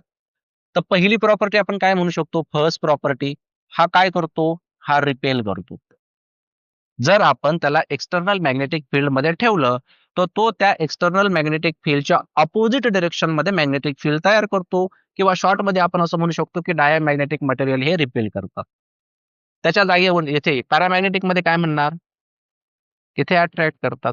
हे त्याच डायरेक्शन मध्ये मॅग्नेटिक फील्ड प्रोड्यूस करतात ज्या डायरेक्शन मध्ये एक्सटर्नल मॅग्नेटिक फील्ड जात आहे. पहिला फरक लक्षात आला. दुसरा काय फरक म्हणू शकतो आपण? समजा हे एक डायामॅग्नेटिक मटेरियल आहे आणि हे डायामॅग्नेटिक मटेरियल आपण एका एक्सटर्नल मॅग्नेटिक फील्ड मध्ये ठेवलं. तर ही आहे एक्सटर्नल मॅग्नेटिक फील्ड. आता हा मटेरियल काय होत आहे, मॅग्नेटाइज्ड होत आहे. परंतु हा जो मॅग्नेटिक फील्ड प्रोड्यूस करणार आहे त्याची डायरेक्शन कशी असणार आहे, एक्सटर्नल मॅग्नेटिक फील्डच्या ऑपोजिट डायरेक्शन मध्ये. म्हणजे अशा डायरेक्शन मध्ये हा काय करेल, मॅग्नेटिक फील्ड प्रोड्यूस करेल. आपण समजा बीएम असं म्हणूया. येतं ना लक्षात? मग इथे जर आपण म्हटलं की टोटल मॅग्नेटिक फील्ड किती आहे, नेट मॅग्नेटिक फील्ड किती आहे, तर टोटल मॅग्नेटिक फील्ड काय असणार आहे, ती असणार आहे इकडे किती चालली बी नॉट, इकडे किती चालली बीएम, जास्त कोण आहे बी नॉट, तर बी नॉट मायनस बीएम, ही काय झाली, ही झाली आपली टोटल मॅग्नेटिक फील्ड. कारण दोघांची डायरेक्शन ऑपोजिट आहे. मग इथे कोण जास्त आहे, बी जास्त आहे का बी नॉट जास्त आहे, इथे बी नॉट जास्त आहे. बी हा बी नॉट पेक्षा इथे लहान आहे. येते का लक्षात? हम्म. तसं इथे जर आपण बघितलं तर इथे आपण काय म्हणू शकतो, समजा हा पॅरामॅग्नेटिक किंवा फेरोमॅग्नेटिक मटेरियल आहे आणि हा आपण एका एक्सटर्नल मॅग्नेटिक फील्ड मध्ये ठेवला. ही झाली एक्सटर्नल मॅग्नेटिक फील्ड. आता हा मटेरियल काय करतोय, मॅग्नेटाइज्ड होतोय. पण हा कोणत्या डायरेक्शन मध्ये मॅग्नेटाइज्ड होतो, याच डायरेक्शन मध्ये, ज्या डायरेक्शन मध्ये मॅग्नेटिक फील्ड चाललेली आहे. मग इथे टोटल मॅग्नेटिक फील्ड जर आपण फाइंड आउट केली तर ती किती असणार आहे, ती असणार आहे बी नॉट प्लस बीएम. आता ऍडिशन होणार ना, कारण दोघांची डायरेक्शन एकच आहे. मग आता इथे कोण जास्त झाला, बी जास्त झाला तर बी नॉट, बी जास्त झाला, ह्या बी ची किंमत बी नॉट पेक्षा इथे जास्त असणार आहे. येते का लक्षात? म्हणजे इथे नेट मॅग्नेटिक फील्ड जी आहे ती एक्सटर्नल मॅग्नेटिक फील्ड पेक्षा कायम जास्त असणार आहे. इथे जी नेट मॅग्नेटिक फील्ड असणार आहे ती एक्सटर्नल मॅग्नेटिक फील्ड पेक्षा कमी असणार आहे. तिसरा फरक आपण काय म्हणू शकतो, आपल्याकडे रिलेटिव्ह मॅग्नेटिक परमेबिलिटीचा फॉर्म्युला आहे mu r is equals to mu upon mu naught किंवा बी अपॉन बी नॉट पण घेतो आपण. मग इथे कोण जास्त झाला सांगा बरं, इथं बी जास्त आहे का बी नॉट जास्त आहे, इथे बी नॉट जो आहे तो जास्त आहे, बी जो आहे तो कमी आहे. मग जर का न्यूमरेटर हा डिनॉमिनेटर पेक्षा कमी असेल तर येणारं उत्तर हे वन पेक्षा कायम कमीच असतं.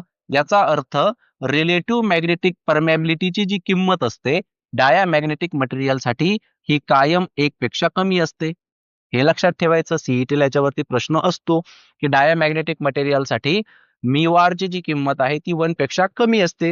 आता का कमी असते ते लक्षात आलेलं आहे, कारण बी हा बी नॉट पेक्षा कमी आहे. ठीक आहे. इथे काय होईल, इथे जर आपण बघितलं तर mu r is equals to mu upon mu naught किंवा बी अपॉन बी नॉट. आता इथे बी जास्त आहे, बी जो आहे तो बी नॉट पेक्षा जास्त आहे, म्हणून इथं जी म्यू आर ची किंमत येणार आहे ती वन पेक्षा जास्त असणार आहे. आणि जर फेरोमॅग्नेटिक मटेरियल असेल तर वन पेक्षा खूपच जास्त असणार आहे. येतं ना लक्षात? ठीक आहे. तर ही एक दुसरी प्रॉपर्टी आहे. चौथी प्रॉपर्टी काय झाली, चौथी प्रॉपर्टी काय म्हणू शकतो आपण, आपण आता एक रिलेशन घेतलं होतं मॅग्नेटिक परमॅबिलिटी आणि मॅग्नेटिक ससेप्टिबिलिटी मध्ये. ते काय होतं, काय m is equals to mu r minus one. आता म्यू आर ची किंमत इथे बघितलं आपण तर ती वन पेक्षा कमी आहे. वन पेक्षा जर ही व्हॅल्यू कमी झाली त्याचं उत्तर जे येणार आहे ते निगेटिव्ह येणार आहे. त्यामुळे आपण म्हणू शकतो कायम जो आहे तर कायम हा डायामॅग्नेटिक साठी याची व्हॅल्यू कशी असते, स्मॉल निगेटिव्ह व्हॅल्यू असते. बरोबर आहे. आणि जर इथे आपण बघितलं तर इथे काय येईल, कायम काय असेल, chi m is equal to mu r minus one. आता म्यू आर हा वन पेक्षा जास्त आहे, म्हणून कायमची जी किंमत असणार आहे ती पॉझिटिव्ह असणार आहे. अजून एक डिफरन्स बघूयात आपण 5 नंबरचा. एक क्युरी लॉ असतो बघा. काय, क्युरी लॉ. क्युरी लॉ काय सांगतो, magnetic susceptibility is inversely proportional to the temperature. एखाद्या मटेरियलची मॅग्नेटिक परमेबिलिटी ही त्याच्या टेम्परेचर सोबत इनव्हर्सली प्रोपोर्शनल असते. म्हणजे जर तुम्ही टेम्परेचर जर एखाद्या मॅग्नेटिक मटेरियलला दिलं, एखाद्या मॅग्नेटिक मटेरियलला जर आपण हीट सप्लाय केली आणि त्याचं टेम्परेचर तिथे वाढत असेल तर त्याचा मॅग्नेटिझम हा कमी होत असतो, मॅग्नेटिझम रेड्युस्ड होत असतो. परंतु हा डायामॅग्नेटिक मटेरियल जो आहे तो या नियमाला मानत नाही. आपण असं म्हणू शकतो, diamagnetic materials do not follow Curie law, do not follow Curie law. Curie law काय आहे, magnetic susceptibility is inversely proportional to the temperature. हा मानत नाही, हे दोघे मानतात. इथे आपण म्हणू शकतो इट फॉलोज क्युरी लॉ. म्हणजे यांच्यामध्ये काय होतं, टेम्परेचर वाढवलं, हीट सप्लाय केली, की यांचा मॅग्नेटिझम जो आहे तो कमी व्हायला सुरुवात होत असते. ठीक आहे. तसे हे 5 डिफरन्सेस आहेत, ऍटलीस्ट तुम्हाला माहिती पाहिजे. किंवा तुम्ही अजून एक डिफरन्स या ठिकाणी असाही ऍड करू शकता, की हा काय करतोय, रिपेल करतोय, नाही का? हा काय करायला लागला, रिपेल करायला लागला. रिपेल करतोय म्हणजे आपण असं म्हणू शकतो या ठिकाणी, की जर आपण याच्या जर मॅग्नेटिक लाईन्स जर ड्रॉ केल्या, तर मॅग्नेटिक लाईन्स कशा ड्रॉ होतील? 6 नंबरचा डिफरन्स. समजा हे मटेरियल आहे डायामॅग्नेटिक. मग हा काय करतो, रिपेल करतो. म्हणजे मॅग्नेटिक लाईन आली, की ती मॅग्नेटिक लाईन अशी जाणार आहे. येतंय का लक्षात? खूप कमी लाईन्स आहेत त्याच्यामधून पास होतील. ही अशी आली की ही अशी जाईल. रिपेल करतोय ना तो, दूर-दूर जातोय. म्हणून अशा प्रकारे ह्या मॅग्नेटिक लाईन्स इथे बनतात. इथे कशा बनतील? हा अट्रॅक्ट करतोय. समजा हा पॅरामॅग्नेटिक किंवा फेरोमॅग्नेटिक मटेरियल आहे. तर अशी जर का लाईन येत असेल, अशी जर लाईन जात असेल, तर ती लाईन अशी होऊन अशी जाणार आहे. कारण तो त्या लाईनला काय करणार आहे? अट्रॅक्ट करणार आहे. तर ॲटलीस्ट हे 6 डिफरन्सेस जरी आपल्याला ह्या मटेरियल्समध्ये माहिती पाहिजे. ठीक आहे. आता हे डायामॅग्नेटिक मटेरियल रिपेल का होतात? किंवा हे क्युरी लॉला का फॉलो करत नाही? त्याचं स्पेसिफिक कारण आपण या ठिकाणी शिकवूयात. आता सगळ्यात आधी बघा, या ठिकाणी डायामॅग्नेटिक मटेरियलला जे एक्सप्लेन करणारी थिअरी आहे, त्याला इलेक्ट्रॉन थिअरी असं म्हणतात. डायामॅग्नेटिक मटेरियल्समध्ये जे नंबर ऑफ इलेक्ट्रॉन्स असतात बघा, यांची संख्या इव्हनमध्ये असते. आता काही त्या ठिकाणी एक्सेप्शन पण आहे, पण मोस्ट ऑफ द आपण जर बघितलं तर इव्हनमध्ये आहे. 2, 4, 6 अशा नंबरचे इलेक्ट्रॉन जे असतात, ते या डायामॅग्नेटिक मटेरियलमध्ये असतात. मग आता 2-2 जणांची काय झाली, जोडी झाली, पेअर झाली. तर आपण काय करूयात, एक डायामॅग्नेटिक मटेरियल या ठिकाणी कन्सिडर करूयात. आता हे जे 2 इलेक्ट्रॉन आहेत, ते एकाच ऑर्बिटमध्ये फिरणार आहेत. फक्त ते एकमेकांच्या अपोझिट डायरेक्शनमध्ये असतात. आता या ठिकाणी जर का मी बघितलं, तर समजा एक इलेक्ट्रॉन जो आहे, तो अशा पद्धतीने फिरतोय. समजा हा इलेक्ट्रॉन जो आहे, तो अशा पद्धतीने या ठिकाणी फिरत आहे. आता ही डायरेक्शन कशी झाली? ही झाली अँटी क्लॉकवाईज डायरेक्शन. आणि इथे काय घेणार मग मी? हा आहे न्यूक्लियस. इथे जर अँटी क्लॉकवाईज असेल, तर इथे हा इलेक्ट्रॉन जो आहे, तो समजा जात आहे क्लॉकवाईज डायरेक्शनमध्ये. ठीक आहे. आता त्याला व्यवस्थितपणे समजून घ्या. हे एकदा तुमच्या लक्षात आलं, की तुमचे सर्व कॉन्सेप्ट जे आहेत, ते या ठिकाणी क्लिअर होणार आहेत. आता बघा, इलेक्ट्रॉन जो आहे, हा इलेक्ट्रॉन अँटी क्लॉकवाईज डायरेक्शनमध्ये या ठिकाणी जात आहे. तर क्लॉकवाईज डायरेक्शनमध्ये करंट जाणार आहे. कारण करंट आणि इलेक्ट्रॉन हे दोन्ही एकमेकांच्या ऑपोझिट डायरेक्शनमध्ये फ्लो होत असतात. मग जर या ठिकाणी करंट असेल, तर करंट हा स्वतःची एक मॅग्नेटिक फील्ड जी आहे ती प्रोड्यूस करणार आहे आणि त्या मॅग्नेटिक फील्डची डायरेक्शन काढण्यासाठी आपण right hand thumb rule use करणार आहोत. तर ज्या डायरेक्शनमध्ये करंट चाललेला आहे, त्या डायरेक्शनमध्ये आपण काय करायचं? आपले कर्ल फिंगर जे आहेत ते ठेवायचे आहेत. तर थंब कुठे आलेला आहे? थंब आलेला आहे इनवर्ड डायरेक्शनमध्ये. लक्षात ठेवा, जर का मॅग्नेटिक फील्ड इनवर्ड असेल, इनवर्ड जसं की आता या बोर्डच्या आतमध्ये या मॅग्नेटिक लाईन्स जात आहेत. तर त्याची डायरेक्शन दाखवण्यासाठी आपण अशा प्रकारचा सिम्बॉल यूज करणार आहोत. आणि जर हीच मॅग्नेटिक फील्ड जर का बाहेर येणार असेल, या बोर्डमधून बाहेर येत असेल, तर त्या ठिकाणी आपण अशा प्रकारचा सिम्बॉल यूज करणार आहे. सो धिस इज कॉल्ड, याला काय म्हणायचं? Inward magnetic field. याला काय म्हणायचं? Outward magnetic field. क्लिअर आहे? मग आता इथे काय होते बघा, इथे करंट जो आहे, तो अशा पद्धतीनं फ्लो होत आहे क्लॉकवाईज डायरेक्शनमध्ये. म्हणजे मी त्या डायरेक्शनमध्ये काय केले? कर्ल फिंगर्स केले. थंब कुठे आला? थंब आला इनवर्डमध्ये. म्हणजे या इलेक्ट्रॉनने जी मॅग्नेटिक फील्ड या ठिकाणी बनवलेली आहे, ती कशी आहे? ती आहे इनवर्ड. आलं का लक्षात? आता इथे विचार करा, इलेक्ट्रॉन कसा जातोय? इलेक्ट्रॉन जातोय क्लॉकवाईज, म्हणजे करंटची डायरेक्शन कशी असणार आहे? त्याच्या एक्झॅक्टली ऑपोझिट असणार आहे. करंट जात आहे असा. म्हणजे थंब कुठे आला? थंब आला आउटवर्ड. म्हणजे इथे जी मॅग्नेटिक फील्ड तयार झालेली आहे, ही कशी आहे? ही आहे आउटवर्ड. म्हणजे याने जी मॅग्नेटिक फील्ड बनवली, ती इनवर्ड बनवली. याने जी बनवली ती आउटवर्ड बनवली. दोन्ही एकमेकांच्या ऑपोझिट डायरेक्शनमध्ये आहे. दोघांनी एकमेकांना कॅन्सल केलेलं आहे. म्हणजे इथे जी नेट मॅग्नेटिक फील्ड आहे, ती आता सध्या 0 आहे. कारण आपण ह्या मटेरियलला अजून कुठल्याही एक्सटर्नल मॅग्नेटिक फील्डमध्ये ठेवलेलं नाही. आता आपण काय करूयात, ह्या मटेरियलला एका एक्सटर्नल मॅग्नेटिक फील्डमध्ये ठेवूयात. तर तुम्ही मॅग्नेटिक फील्डची डायरेक्शन कशी दाखवू शकतात? इनवर्ड दाखवू शकतात, आउटवर्ड दाखवू शकतात. तर मी या ठिकाणी इनवर्ड मॅग्नेटिक फील्ड जी आहे ती शो करत आहे. ही समजा काय आहे? Inward magnetic field. म्हणजे या डायरेक्शनमध्ये मॅग्नेटिक फील्ड जात आहे आणि त्या मॅग्नेटिक फील्डमध्ये तुम्ही या डायामॅग्नेटिक मटेरियलला ठेवत आहात. लक्षात येत आहे ना? आता पुढे. आता होणार काय बघा, आपल्याला माहिती आहे की जर एखादा चार्ज हा जर एक्सटर्नल मॅग्नेटिक फील्ड मध्ये जर मूव्ह होत असेल, तर या चार्ज वरती ही मॅग्नेटिक फील्ड एक फोर्स अप्लाय करते आणि त्या फोर्सचा फॉर्म्युला असतो f is equals to q v b sine theta. हे आपण पुढे घेऊयात. ठीक आहे, सिंपल फॉर्म्युला लक्षात ठेवायचा. काय फोर्सचा फॉर्म्युला काय आहे? Q v b sine theta. हा चार्ज वरती लागत असतो, म्हणजे जी मॅग्नेटिक फील्ड आहे त्या मुव्हिंग चार्ज वरती एवढा फोर्स लावत असतो. जर मी याचा वेक्टर फॉर्म लिहिला तर तो काय येईल? Q into v bar cross b bar, नाही का? साइन थिटा निघून जाईल. Cross product a bar cross b bar, a b sine theta. तर साइन मी काढला आणि दोघांचा काय घेतला? क्रॉस प्रोडक्ट घेतला. आता या क्रॉस प्रोडक्ट आपल्याला काय देत असतो? डायरेक्शन देत असतो. आपल्याला काय करायचं?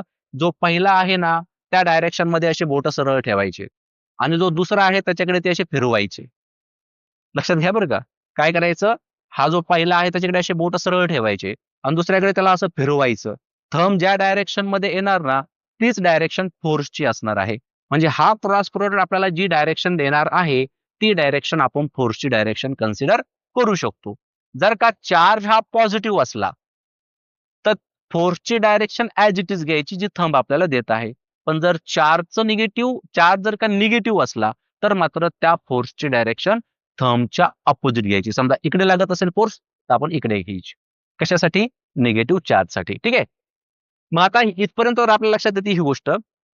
आपण बघूयात मग या ठिकाणी काय होतंय. आता मॅग्नेटिक फील्ड कुठे चालली?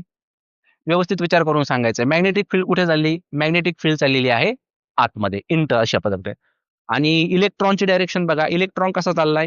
इलेक्ट्रॉन चाललेला आहे अँटी क्लॉकवाईज. करंट नाही, इलेक्ट्रॉन. तर अशा पद्धतीने हा इलेक्ट्रॉन जाईल. ही असेल बघा व्हेलॉसिटी त्याची, टेंजेन्शियल व्हेलॉसिटी. मग मी काय करणार?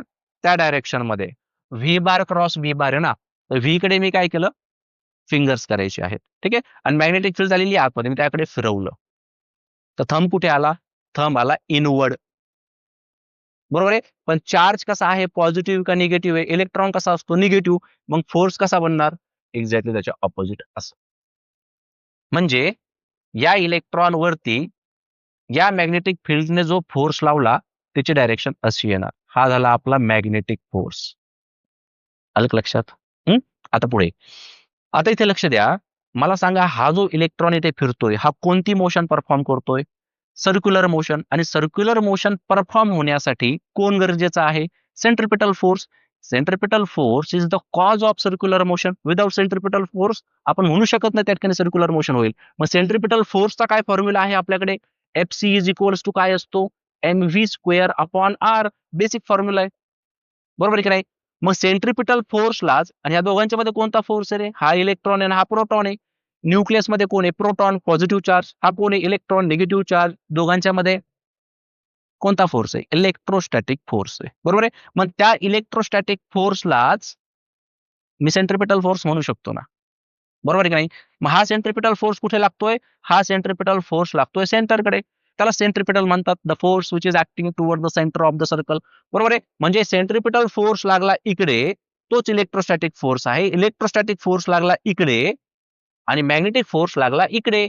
इलेक्ट्रॉन वरती टोटल फोर्स किती? दोघांची डायरेक्शन ऑपोजिट आहे. तुम्ही म्हणणार sir F C minus F B एवढा इलेक्ट्रॉन वरती फोर्स येईल टोटल. बरोबर आहे की नाही? म्हणजे फोर्स इथे काय होतोय? फोर्स इथे कमी होतोय. फोर्सचं मॅग्निट्यूड इथे काय होत चाललेलं आहे? फोर्सचं मॅग्निट्यूड इथे कमी होत चाललेलं आहे. पहिल्यांदा जो फोर्स होता त्याच्यापेक्षा फोर्स आता काय झाला? कमी झाला. आता तुम्ही व्यवस्थितपणे बघा.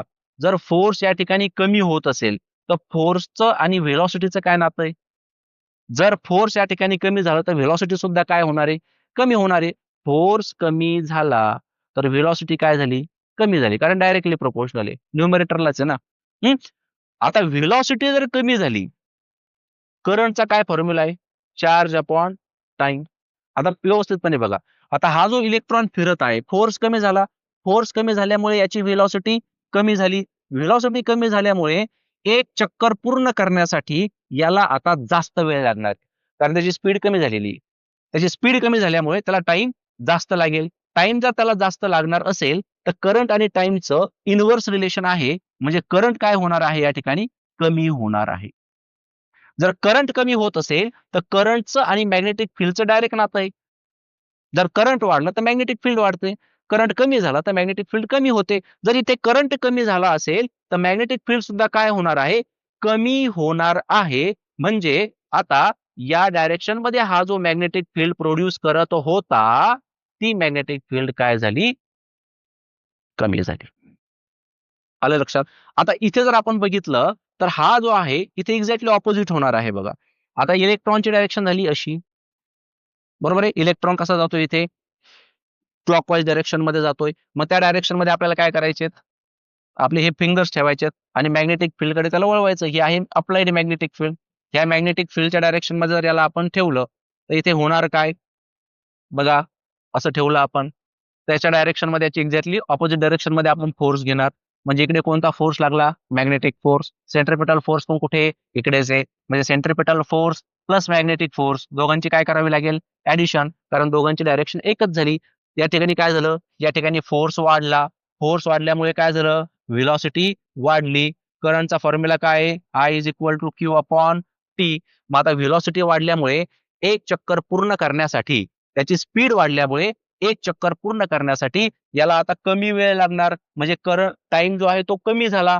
टाइम कमी झाल्यामुळे करंट वाढला. Current is directly proportional to magnetic field. Current वाढल्यामुळे मॅग्नेटिक फील्ड वाढली. कोणती, ही आउटवर्ड. कोणती मॅग्नेटिक फील्ड जास्त आहे, इनवर्ड जास्त आहे की आउटवर्ड जास्त आहे, आउटवर्ड जास्त आहे. आणि अप्लाइड मॅग्नेटिक फील्ड कशी बघा, कशी मॅग्नेटिक फील्ड लावली होती आपण आतमध्ये जाणारी, म्हणजे मॅग्नेटिक फील्ड चालली होती इकडे आणि या मटेरियलने जी मॅग्नेटिक फील्ड बनवलेली आहे ती कशी आहे, ती आहे आउटवर्ड. जास्त कुठे आहे, जास्त मॅग्नेटिक फील्ड कुठे आहे, इथे. ही वाढली ना, लक्षात येते का? म्हणजे समोरून येते मॅग्नेटिक फील्ड, ती झाली एक्सटर्नल मॅग्नेटिक फील्ड. आणि याने जी मॅग्नेटिक फील्ड बनवली ती त्याच्या अपोजिट डायरेक्शन मध्ये बनवली, त्यामुळे हा रिपेल करत असतो. येते का लक्षात? ठीक आहे. बरं, हा टेम्परेचर जर वाढवलं तर काय होईल, टेम्परेचर जर वाढवलं तर इलेक्ट्रॉनला एनर्जी भेटेल, इलेक्ट्रॉनची स्पीड वाढेल.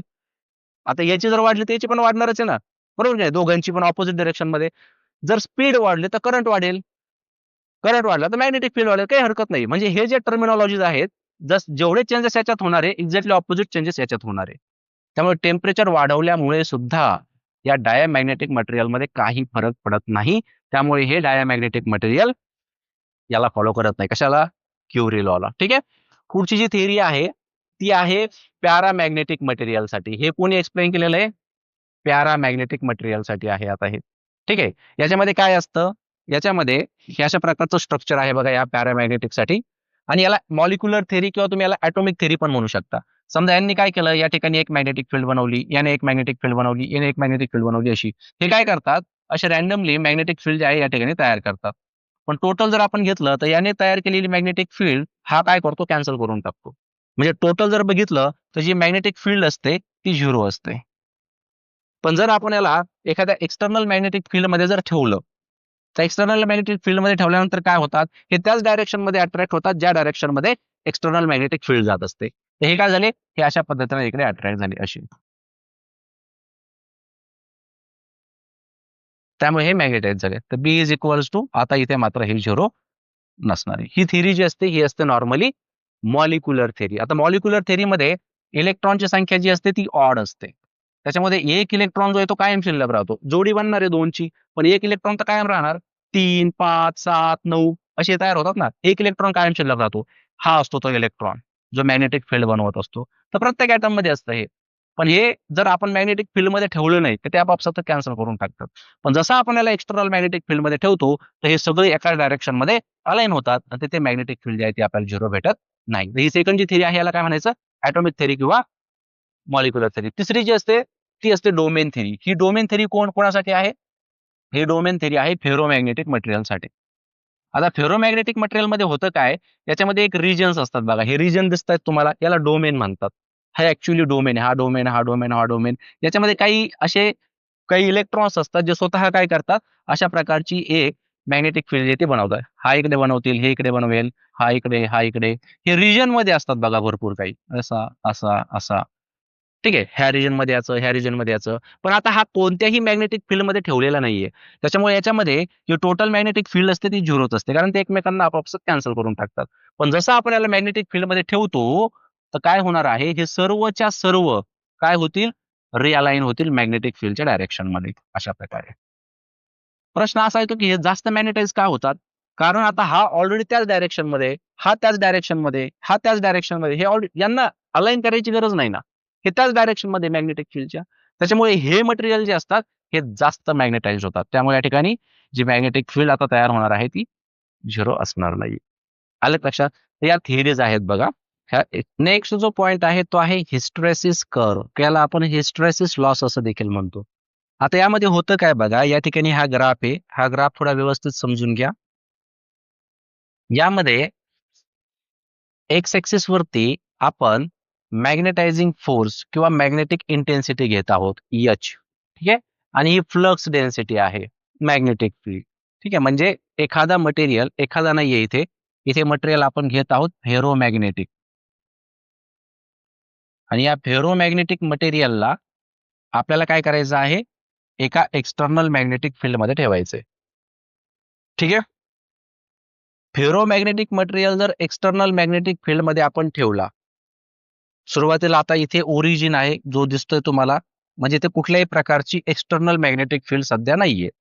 पण आता आपण एक फेरोमॅग्नेटिक मटेरियल घेतला, सोलेनॉइड घेतला आणि त्यावरती आपण जी मॅग्नेटिक फील्ड आहे, एक्सटर्नल मॅग्नेटिक फील्ड ती अप्लाय केली. आता एक्सटर्नल मॅग्नेटिक फील्ड आपण काय करतोय, हळूहळू या ठिकाणी वाढवतोय. तर आपल्याला वाढवत असताना काय लक्षात येतंय, की जो मटेरियल मॅग्नेटाइज्ड होत आहे, तो सुद्धा हळूहळू त्याचं मॅग्नेटायझेशन वाढत आहे. फेरोमॅग्नेटिक मटेरियल काय होईल, मॅग्नेटाइज्ड होईल ना, तर ते मॅग्नेटायझेशन हळूहळू वाढत जाईल. आता सगळे डोमेन एकाच लाईनमध्ये आले. आता हे डोमेनचं स्ट्रक्चर घेतलं ना आपण, हे सगळे डोमेन काय झाले आता एकाच लाईनमध्ये आले. म्हणजे याला जे मॅग्नेटायझेशन याचं व्हायचं होतं, ते आता सर्व झालेलं आहे. आता आपण एच जरी वाढवला, म्हणजे आपण मॅग्नेटिक इंटेन्सिटी आता वाढवली जरी, तरी पण आता हा मॅग्नेटाइज्ड होऊ शकेल का? नाही होणार ना. कारण सगळे डोमेन आता पलीकडच्या सरळ मॅग्नेटिक फील्डच्या डायरेक्शनमध्ये आले. त्याच्यामुळे आता त्याच्यामध्ये एकही डोमेन शिल्लक नाहीये. आता डोमेनच शिल्लक नसेल, तर तो मॅग्नेटाइज्ड होणार काय? म्हणून आपण काय म्हणतो, या ठिकाणी याचा सॅच्युरेशन पॉइंट आला. सॅच्युरेशन म्हणजे काय? की आता तुम्ही कितीही मॅग्नेटिक फील्ड या ठिकाणी वाढवली, तर त्या ठिकाणी करंटचं मॅग्निट्यूड वाढणार नाही. नाही का? म्हणजे एक अभ्यास करताना पण एखादा पॉइंट असा येतो, की आपण फक्त वाचतच राहतो. आपल्याला त्याच्या पुढे त्याचा अर्थ काय आहे, तो समजत नाही. नाही का? म्हणजे आपण काय म्हणतो, मी सॅच्युरेट झालो. मी सॅच्युरेट झालो म्हणजे आता वाचन केलं तरी सुद्धा ते काही माझ्या लक्षात येत नाहीये. तसं हे सॅच्युरेशन आहे बघा. इथे सॅच्युरेशनमध्ये होतंय काय, की आता आपण इकडे एचची किंमत जरी वाढवत गेलो, तरी सुद्धा हा पॉइंट जो आहे तो वाढत नाहीये. तर त्याला सॅच्युरेशन करंट असं म्हणतात. इथे जर आपण अपोझिट डायरेक्शनमध्ये जर का असं म्हणूयात, आपण आता काय करायला लागलो, अपोझिट डायरेक्शनमध्ये नाही, आपण एचची व्हॅल्यू जी ती कमी-कमी करत चाललोय. म्हणजे मॅग्नेटिक फील्ड आपण कमी-कमी करत चाललोय. तर काय होतंय, तो जो मॅग्नेटाइज झालेला मटेरियल होता, तो सुद्धा हळू कमी मॅग्नेटाइज्ड होतो. आता इथे जर आपण बघितलं, तर इथे एक्सची किंमत पूर्णपणे 0 आहे. म्हणजे एच काय झाला, पूर्णपणे 0 झाला. परंतु हा जो बी आहे, तो अजून मात्र 0 झालेला नाही. एवढा हा जो पोर्शन आहे, याला आपण म्हणतो रिटेंटिव्हिटी. म्हणजे मॅग्नेटिझम अजून त्या मटेरियलमध्ये शिल्लक आहे. येतंय का लक्षात? हं. फेरोमॅग्नेटिक मटेरियलला जर आपण मॅग्नेटाइज्ड केलं आणि नंतर मॅग्नेटिक फील्ड 0 करून टाकली, तरी सुद्धा काही प्रमाणामध्ये त्याच्यामध्ये मॅग्नेटिझम शिल्लक राहतो. हां, एवढ्या प्रमाणामध्ये. त्याला म्हणतात रिटेंटिव्हिटी. आता अपोझिट डायरेक्शनमध्ये आपण काय करायला लागलो? अपोझिट डायरेक्शनमध्ये आपण या ठिकाणी जी एचची किंमत आहे, ती वाढवत गेलो. तर इथे बघा, इथे आपल्याला कोणता पॉइंट भेटला? कोर्सिव्हिटीचा पॉइंट भेटला सी. म्हणजे इथे कोन 0 झालेला आहे, इथे आता वाय 0 झालेला आहे. बरोबर आहे. म्हणजे आता तो पूर्णपणे कंप्लीट डिमॅग्नेटाइज झालेला आहे असं आपण म्हणू शकतो. परंतु त्या ठिकाणी काही ना काही प्रमाणामध्ये रिव्हर्स डायरेक्शनमध्ये काय केलेलं आहे, जी मॅग्नेटिक इंटेन्सिटी आहे ती वाढवलेली आहे. तर इथे आपल्याला वाढवत गेलो. इथे काय झालं, इथे सुद्धा आपल्याला एक सॅच्युरेशन पॉइंट मिळाला. आता त्याच्यापुढे करंट वाढणार नाही. परत हळू आपण एचची किंमत जी आहे, ती या ठिकाणी वाढवायला लागलो. वाढवल्यानंतर आपल्याला कोणता पॉइंट भेटला? F point. आता इथे सुद्धा वायची किंमत काय आहे? 0च आहे. परंतु काही ना काही त्या ठिकाणी जी मॅग्नेटिक इंटेन्सिटी आहे त्याची व्हॅल्यू आपल्याला भेटणार आहे. तर रिटेंटिव्हिटी आणि कोर्सिव्हिटीचे हे 2 पॉइंट तुम्हाला लक्षात ठेवायचे आहे. मग पुन्हा आपण काय करायला लागलो, पुन्हा मॅग्नेटिक फील्ड जी आहे ती हळू वाढवायला लागलो, तो मॅग्नेटाइज व्हायला लागला आणि परत मग असा कर्व आपल्याला भेटायला लागला बघा. ही सायकल आपल्याला भेटायला लागली. मग ज्या डायरेक्शनमध्ये सुरुवातीला याने जो पाथ फॉलो केला होता, त्या पाथने तो वापस आला का? नाही आला. बरोबर आहे का? म्हणजे एवढा पोर्शन काय हा? हा जो पोर्शन आपल्याला इथे दिसतो हा काय झाला? हा एक प्रकारचा लॉस झाला. त्याला हिस्टेरेसिस लॉस असं म्हटलं जातं. ठीक आहे. आलं का लक्षात? तर हे जे आहे हे सुद्धा तुम्हाला लक्षात ठेवा. या चॅप्टरचा शेवटचा कॉन्सेप्ट आहे बघा, ज्याला आपण म्हणतो मॅग्नेटिक शिल्डिंग. आता शिल्ड करणं म्हणजे काय? तर प्रोटेक्ट करणं. याला काय म्हटलं जातं? मॅग्नेटिक शिल्डिंग असं म्हटलं जातं. आता हे काय म्हणतात, की या ठिकाणी समजा एखादं मटेरियल आहे, ज्याला आपल्याला मॅग्नेटिक लाईन्सपासून प्रोटेक्ट करायचं. समजा कुठलाही एखादा मटेरियल आपण जर घेतलं, तर आणि याला आपण एका युनिफॉर्म मॅग्नेटिक फील्डमध्ये ठेवूयात. समजा हा नॉर्थ पोल आहे आणि इकडे साउथ पोल आहे, अशा पद्धतीने. तर हा काय करणार आहे? एक युनिफॉर्म मॅग्नेटिक फील्ड जे आहे ते प्रोड्यूस करणार आहे. येतं लक्षात? हं. मग याच्या बाजूला आपल्याला काय करायचं? याच्या बाजूला आपल्याला एक अशा प्रकारचा एक शेल घ्यायचा, जो की सॉफ्ट आयर्न कोर पासून बनला पाहिजे. आता इथे काय आहे? इथे तर एअर आहे. बरोबर आहे. आता एअरची काय मॅग्नेटिक परमिएबिलिटी काही ना काही म्यू नॉट ज्याला आपण म्हणूयात. आणि हा जो सॉफ्ट आयर्न कोर असतो ना याची जी मॅग्नेटिक परमिएबिलिटी असते, ती याच्या कंपॅरिझनमध्ये खूप जास्त असते. खूप 1000 टाइम जास्त असते. मग आता इथे काय होतं त्याच्यामुळे हा जो रिजन आहे ना, हा एक लो रिलक्टन्स म्हणून काम करतो. लो रिलक्टन्स पहा जसा एखाद्या सर्किटमध्ये इलेक्ट्रिक सर्किटमध्ये रेझिस्टर जसा असतो ना, तसा हा मॅग्नेटिकमध्ये रिलक्टन्स असतो. तो सुद्धा रेझिस्टन्सचंच काम करत असतो. ठीक आहे. म्हणजे याच्यामुळे काय झालं, हा लो रिलक्टन्स प्रोड्यूस करायला लागला आणि एअर जो आहे तो खूप जास्त प्रमाणामध्ये रिलक्टन्स जो आहे तो प्रोड्यूस करायला लागला. त्यामुळे ह्या ज्या मॅग्नेटिक लाईन्स असतात, ह्या काय होतात, ह्या सर्वच्या सर्व याच्यामधून जायला सुरुवात करतात. जिथून लो रिलक्टन्स पाथ असेल, म्हणजे जिथे रिलक्टन्स कमी असतो, तिथून मॅक्सिमम लाईन ज्या आहेत त्या पास होतात. येतं का लक्षात? जिथं रेझिस्टन्स कमी असतो, तिथे करंटची व्हॅल्यू जास्त असते. तर तशा प्रकारे या ठिकाणी ह्या ज्या लाईन्स आहेत, ह्या लाईन्स अशा या पाथने जायला सुरुवात करतात. म्हणजे आतमधला हा जो रिजन आहे, हा रिजन पूर्णपणे कसा असतो? प्रोटेक्टेड असतो. त्यालाच आपण शिल्डेड रिजन असं म्हणतो आणि त्याच कन्सेप्टला मॅग्नेटिक शिल्डिंग असं म्हटलं जातं. तर 2 मार्काचा प्रश्न जो आहे, तो याच्यावरती येऊ शकतो. ठीक आहे. तर इथे तुमचा जो हा चॅप्टर आहे मॅग्नेटिक मटेरियल्स हा पूर्णपणे संपवतो. तुम्हाला हा जर व्हिडिओ आवडला असेल तर व्हिडिओला नक्की लाईक करा. तुमच्या मित्रांना शेअर करा आणि अजून चॅनल सबस्क्राईब केलेलं नसेल तर चॅनलला सबस्क्राईब करा. धन्यवाद.